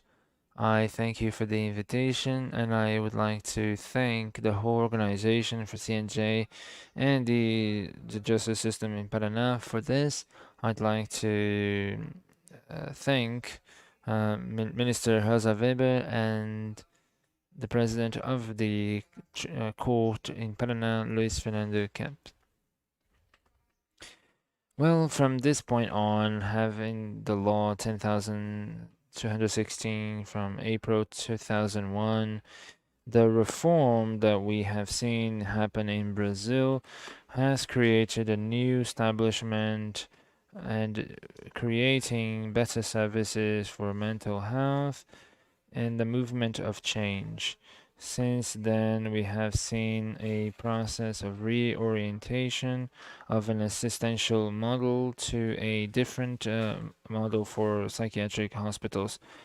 The government of President Lula, the Ministry of Health, reconnects to the reform and to the anti-asylum struggle, guaranteeing human dignity seen in the Declaration of Human Rights, it's important for us to be together in the Ministry of Health and the Ministry of Human Rights.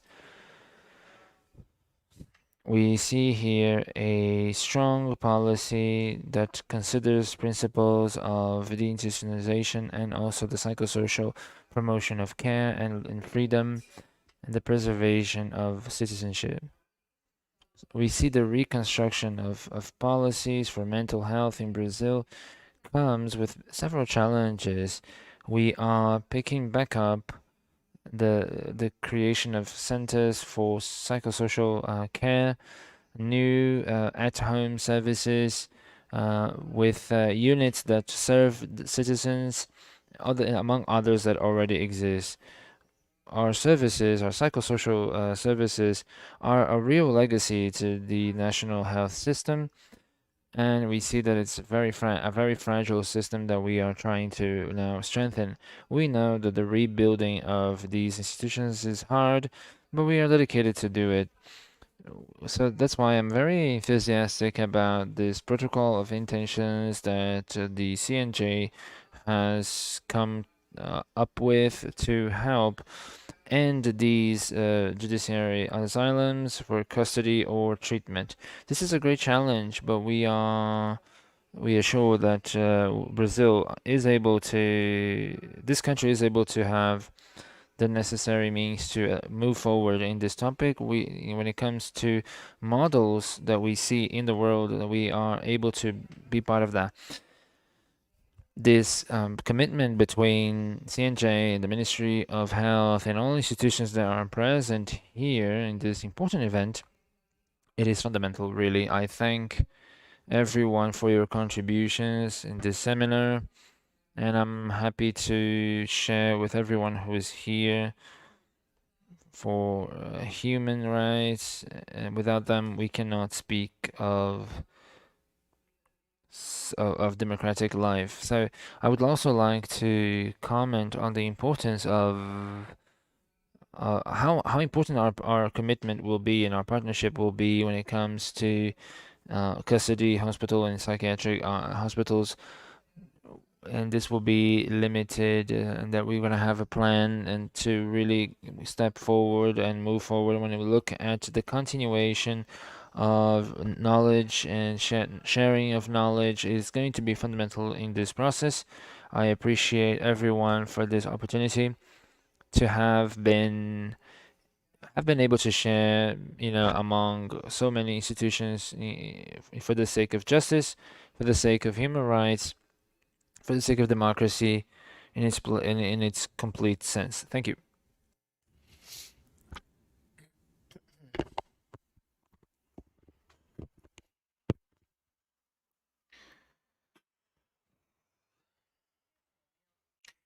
Now we are going to proceed with the signature of the Protocol of Intentions that celebrate the National Council of Justice on the person of Your Excellence, Minister Rosa Weber, and also the representative of the Minister of Health, Director of the Department of Mental Health, Alcohol and Other Drugs from the Ministry of Health, Dr. Sandra Barros.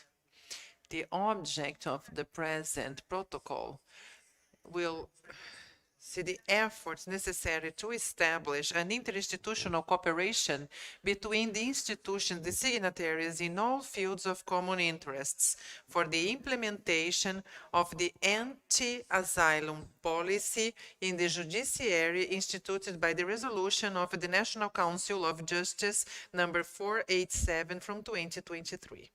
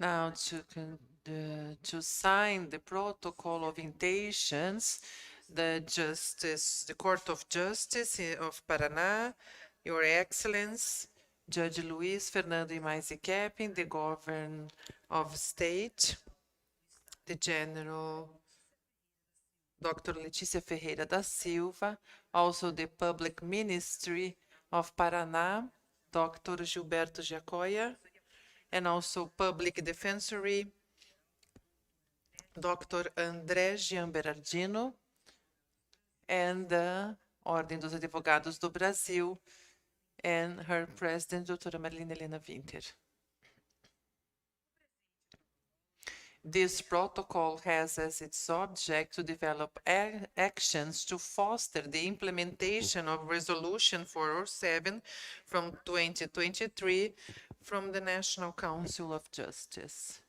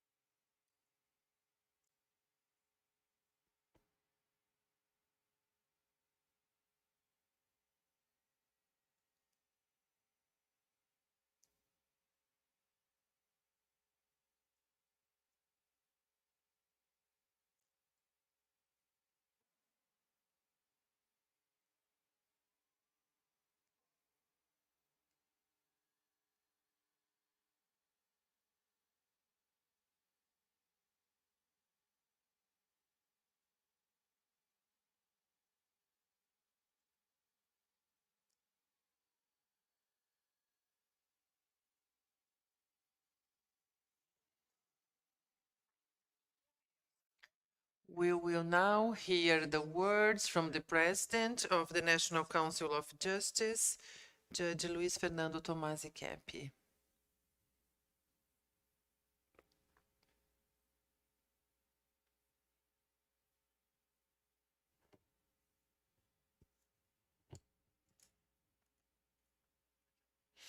Good evening, ladies and gentlemen. I would like to greet the President of the Supreme Court and Your Excellence, Minister Rosa Weber, also the National Council of Justice, Minister Luiz Felipe Salomão. I would like also to greet the Minister of Health, Nízia Trindade, who is with us remotely, also the Counselor, the Department of Monitoring and Inspection from the Prison System and Juvenile Justice System, DMF, and also the National Council of Justice, Judge Mauro Pereira Martins, the counselor from the National Council of Justice, Judge Salise Monteiro Sancho Teme, also the General Prosecutor in Paraná, Dr. Letícia Ferreira da Silva, here representing the Governor of the State, the President of the Court of Justice, Judge Ricardo Teixeira do Bar, Your Excellence, Judge Ana Carolina Zaina, from the Court of Work, 9th Region, other authorities who are here present in this important event, other judges, servers, lawyers, panelists, doctors, speakers, our dear representative from OAB, Beto Preto, the federal congressman, the Secretary of Justice, Judge Ramon, and all those who are here, Fred Gabriel, our General Secretary, brilliant coordinator, who has helped me a lot with this work on these works with the minister, Rosa Weber, everyone here today. I would like first thank you, God of all beliefs, for the success of this important seminar in the capital of everyone from Paraná, and such an important closure of this seminar on mental health. My words are of gratitude. I would thank for the presence of everyone. We know how hard it is to commute, to the presence of everyone who is here, leaving their homes, sometimes the cities, they come their offices,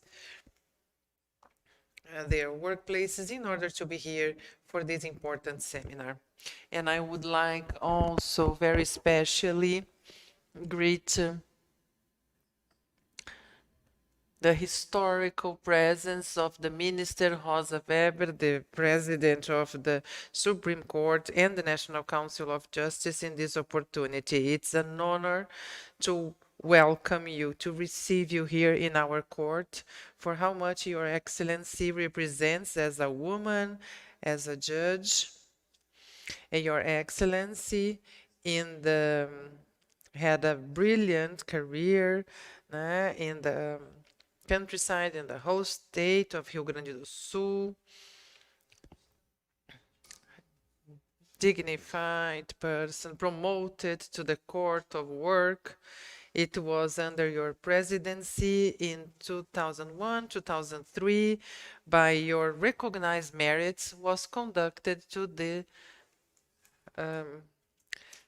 Court of Work from 2016 to 2006 to 2011, and then named the Minister of the Supreme Court in 2011, being the third woman to occupy this chair of this honorable court. In 11 years of action, Minister Rosa reported processes of great impact when it comes to the environment, transparency, and protection of fundamental rights, and also acted during the pandemic of COVID-19 with actions for the habilitation of ICU care for serious patients, and also the reestablishment for the determination of the minister has marked that nefast period of our recent history, showing her concern, concrete concern with the human beings. Our dear Minister Rosa Weber.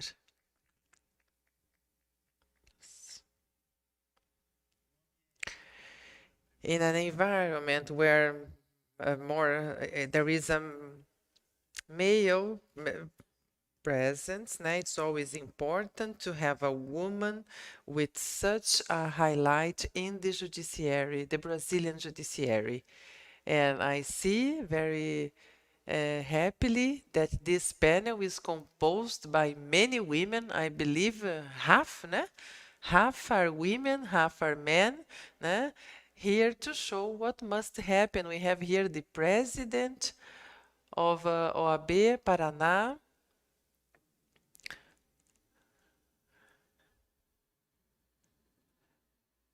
our dear Marilena Winter,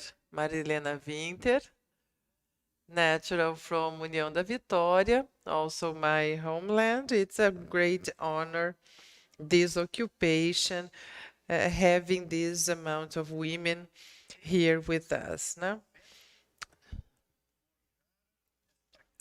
This big, this important, this great woman that has its competency and efforts to fight for the rights. Today in the morning when we visited the Penal Medical Complex here in Paraná, we noticed when we left that Your Excellency was moved with the testimonies that she heard from the prisoners. Who, if not a great judge, to leave a palace and big receptions in Brazil and abroad in this profession to dedicate to the fragile, to the vulnerable ones, those who are forgotten in our society. only our Minister Rosa Weber. So I would like now deserved honors in the end of this important international seminar. Your honor, your minister, we are going to honor this commitment that today we sign to provide better quality of life with more dignity and respecting the human rights also to those with mental disorders from this important seminar. I would like in this opportunity also to greet the minister, Luiz Felipe Salomão, the National Justice, highlighting for beyond his important career, his attention for the efficiency of the judiciary, promoting more agility in the processes and encouraging the disinstitutionalization with the incentive of adequate means to solve conflicts. It's always good to see you. Paraná welcome you and applaud you for all your initiatives. I would like also to highlight our Judicial School, Ramon de Medeiros, executive coordinator of this event, and all his team of servers from the court who worked hardly for the organization and execution of this seminary in the last months, together with other sectors here who really put efforts because this was the biggest event we have had in the court here in Paraná. It was a record of people. More than 250 people participated presentially in this event, and we have had 5,000 visualizations in the online transmissions in EJUDE and the National Council of Justice channels. It is effectively a great success, this event, counting on the presence of speakers from Brazil and abroad, renowned professionals in the area of psychiatry, psychology, law, all those other professions involved with social assistance, members of the judiciary, executive, the academia, all the event. It counted with interpreters, English, Portuguese. The translations were which show the international characteristic of this event. Such events cooperates to the judiciary. It's extremely important to move to a more advanced policy that really cares for human rights. This year, when we celebrate the 300 years of justice in the land of the Augustifolias, which represent the first judiciary division in the south in America, we are proud of the seeds and fruits that of what we planted and now we harvest. And at the moment, all of you are part of our history. You are all very welcome to Paraná. Thank you for your presence.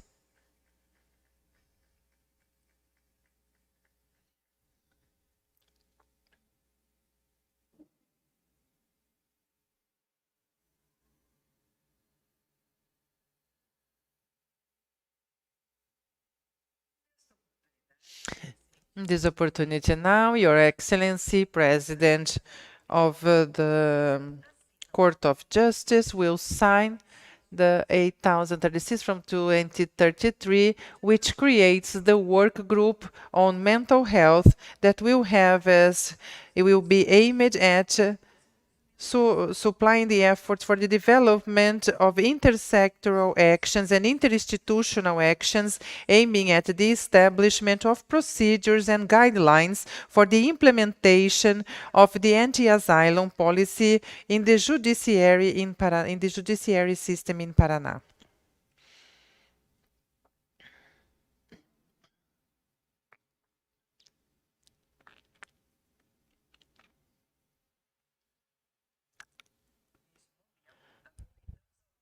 And now I would like to this opportunity, we are going to offer Minister Rosa Weber.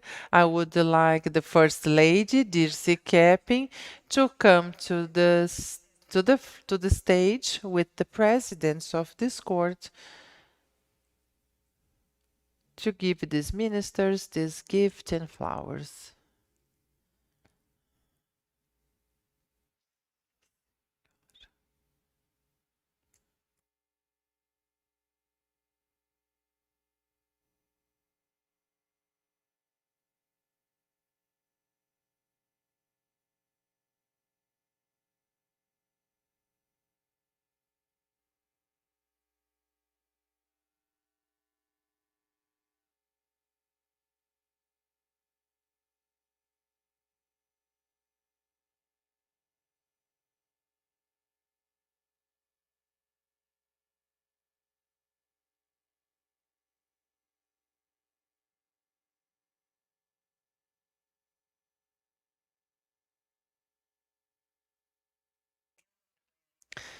Now we are going to see an institutional video of the National Council of Justice.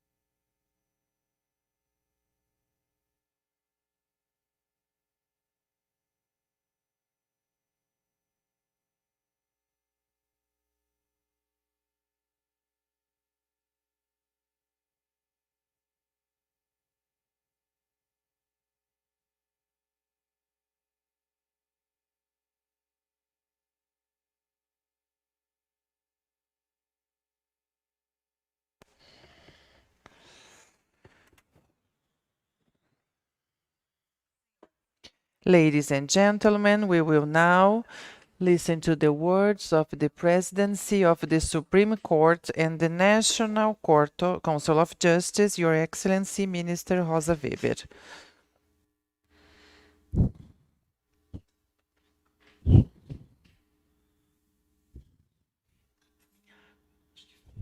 Oh.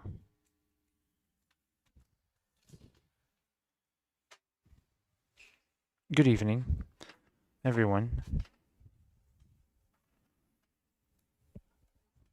I would like to greet the President Luis Fernando Tomás Kepin, and I ask him on his behalf and on behalf of the fourth region Judge Ricardo de Teixeira Vale Pereira and the president of the ninth region labor judge Ana Carolina Zania.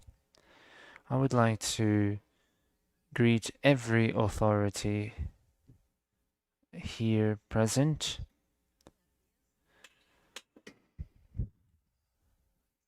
and everyone who is also accompanying them, and everyone who is present here and those who are attending this event remotely.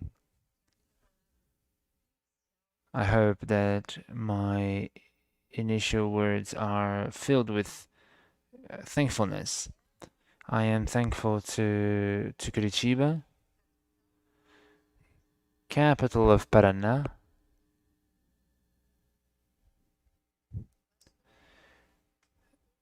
I see the beautiful pine nut trees in this city, and I will take this as a gift.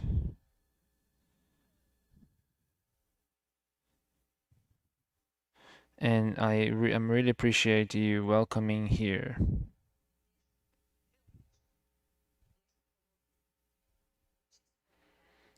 I really appreciate your welcome. I appreciate your consideration.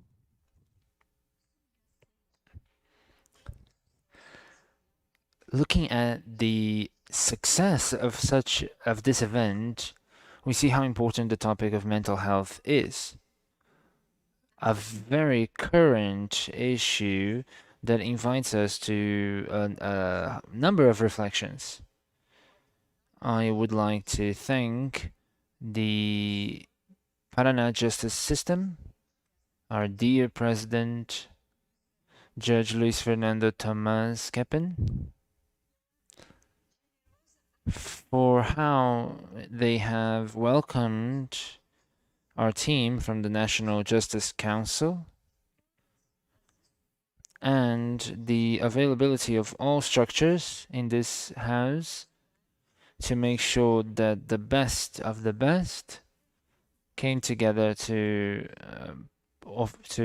do this event. I believe that this event was done in a very good way, and it could not be any different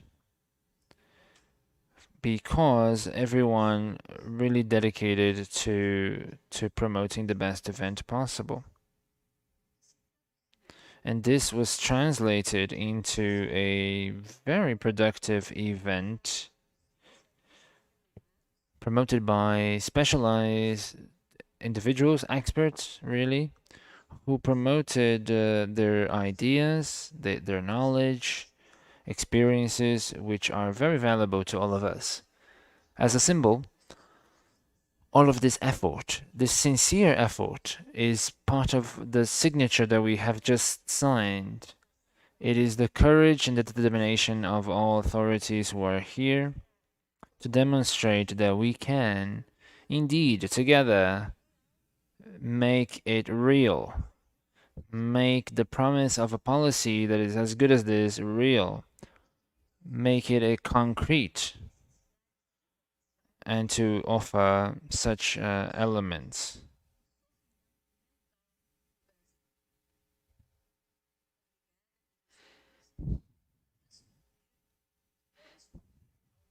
I really appreciate the call, and I really appreciate everyone involved in judges, managers, health professionals that are, getting themselves ready in their workplaces to make health better without distinction. I will not speak much more. I would like to highlight these learning experiences that we have shared by experts who were part of this event. For us, from CNJ, the National Justice Council, it is very important to have such a seminar. This seminar is extremely important to us. It represents the composition of an initiative that comes to the state of constitutional things and that says no to the operation of an unjust treatment system. It brings science. This event brings science to help those who are forgotten, abandoned, those who have no one to care for them, and they cannot take care of themselves, and they cannot also demand their rights. So I'm speaking of those individuals with mental illnesses in conflict with the law. The policy for mental health in Brazil was built on considering the logic of segregation of people in psychiatric hospitals. What was the goal at that time was to simply the hygiene of society, removing those people from society. As Paulo Marante mentions, we became a civilization of exclusive to crazy individuals, and that would leave a healthy society to its own. This is the traditional known proposal, which is to hide our issues instead of facing them. When we see these people being far from society, this is one of the most important issues to be tackled, and this is connected to what society now longs for, effectively and for good, to have these people be embraced. So they are places. These individuals have become imprisoned individuals with the approval of the justice system. This was an individual who committed a crime but had no sentence. And this is a formula full of paradox that are hard to understand.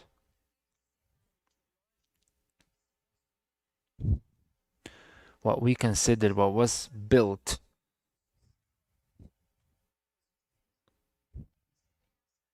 this has to be reconsidered. This is what we are doing here today, with the commitment to having concrete solutions, real solutions.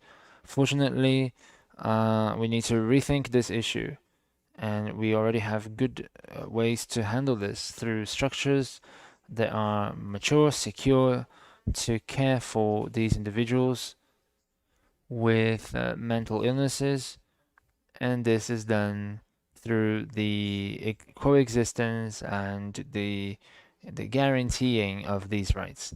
So because of that, because of what we have accomplished collectively in the social struggles that were important, such as the movement, the protests of health workers to promote the improvement of mental health care. This is the anti-asylum struggle that began with the premise that we have to invest and work on a network of mental health that is free of asylums, and that has met in this law 10,216 from 2001. See, 2001 in the law. This is a law. Found those changes in paradigm that got us to this place of mental health, of public policy, and of human rights that are fundamental. The law of psychiatric reform, it's called this way, has assured the protection, the rights, and the humane treatment of these individuals who suffer from mental illness. It has banished hospitalization as the first measure and prioritized the community services for the improvement of mental health. What was considered as utopia became reality, at least conceptually, Now the challenge is how to actually make it happen and to promote this transformation, to transform utopia in reality. 5 years have gone by since this, and another thing happened which was very important in that I should mention. The Inter-American Court for Human Rights has sentenced Brazil as responsible for the death in 1999 of a citizen, a Brazilian citizen, during a hospitalization in a psychiatric clinic. This patient was buried with marks of torture in his body. So, as we see, what was considered through the first sentence that actually put Brazil in San Jose in Costa Rica, it was considered necessary to promote the improvement of such health professionals for the say when it comes to mental illness individuals. So this this history cannot repeat itself ever again. What happened to Damian Ximenes Lopez? So, but this is not just here. This is not just this. So the signals that we have mental illness policies that they have to be changed are everywhere. And in 2009, again, the parliament, Brazilian parliament, gave us a clear direction of what to do. This year, 2009, we internalized the International Convention for those people with disabilities, something that considers psychosocial elements, non-discriminatory elements, as well as for those cases, for those who have some sort of conflict with the law. It is expected then that in the following years we would be harvesting, reaping those fruits, right? However, in the year 2023, this year, we have been seeing after 2022 years, we see unfortunately little or almost nothing has been done. So we see the issue in concepts, pre-concepts, practices, and practices that are completely out of date, and the lack of information that still make it hard to bring science and health together, even though they are the key elements to this, much more than the legal and the prison system aspect of this. So science and health, these we look at how the council never denied its responsibilities in this debate. We, as judges, we are the first to submit to this and consider these learning experiences, this knowledge that is specific. We have the duty to decode them and translate them for the common people without any issues, without any difficulties, with a lot of balance, so they can be well understood. That is why this resolution from CNJ number 113 shows us this procedure, which is connected to sentences that have to do with freedom deprivation, among other elements. And the chapter that is connected to safety measures, it shows that this procedure is supposed to be executed to the letter of the law, and the law is 10,216 from 2001. CNJ's recommendation comes to say that for the care of these such patients and the execution of these safety measurements. However, this effort, it is insufficient. It's necessary to have more.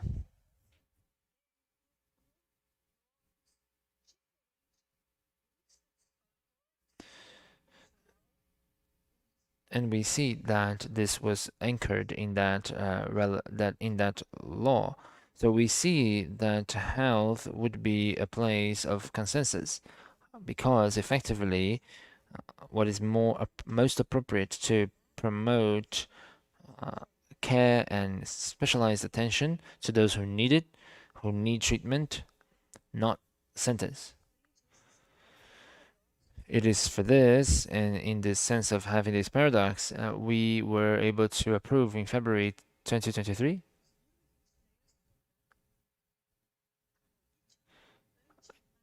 an anti-asylum policy in the justice system, and this policy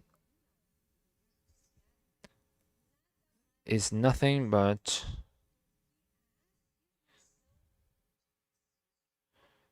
as we see that there is a establishment that is not part of this element that is considered and is not respected. The text of this resolution, that is not an innovation. It considers judges in this country that should exercise a relevant aspect to this in the National Congress. As we are here in all branches of justice in the country, aside from the legislative power, the executive power, for all elements, international organisms, experts, when it comes to the United Nations policies for development. When we look at anti-asylum policies, we see the instruments that are necessary for the operators of the justice system for the correct maneuver of people who have mental illnesses in considering the letter of the law, prioritizing access to the public health system in this country in a community level. We look into overcoming those custody hospitals and psychiatric treatments. It has little to do with hospitals, and they still operate contrary to the national and international standards, since without having any preparation, these are not the adequate places for such treatments. People who have the suffering from mental disorders sent to these asylums need adequate care, especially people specialized and nowadays are exposed to the risk of episodes of suicide, and also they are also submitted to torture and they are mistreated. We cannot tolerate other Ximenes Lopez.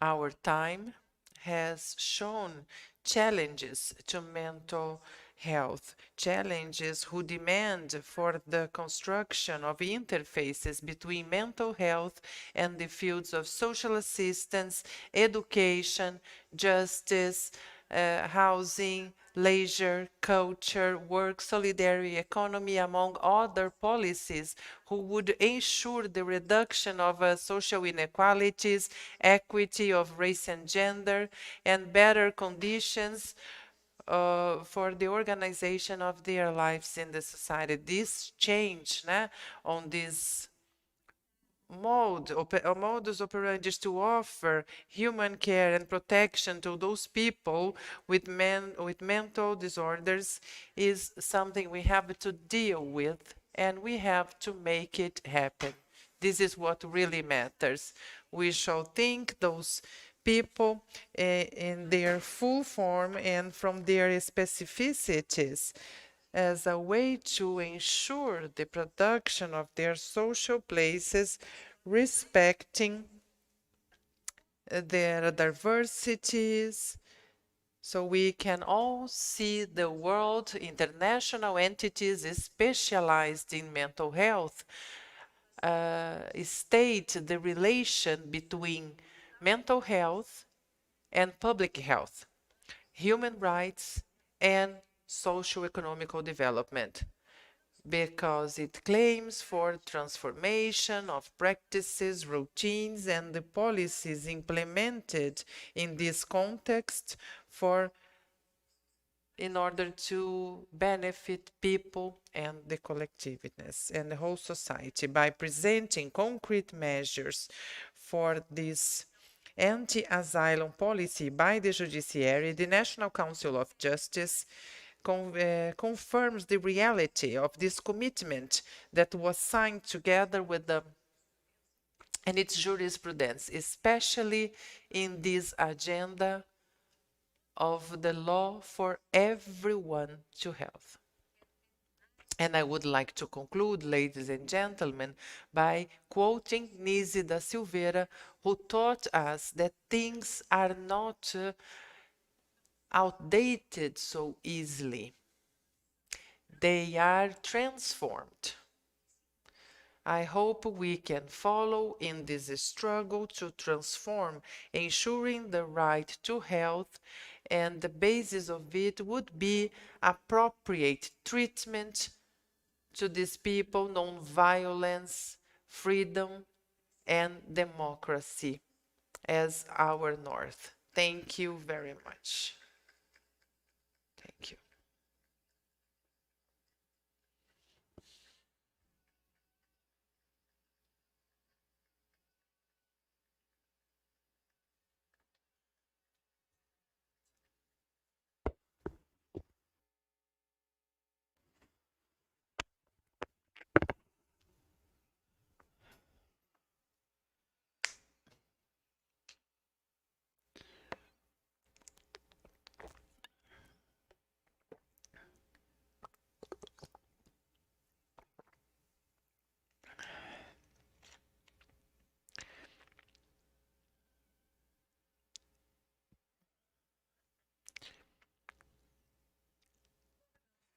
We invite you now for we are going very respectfully to sing our national anthem.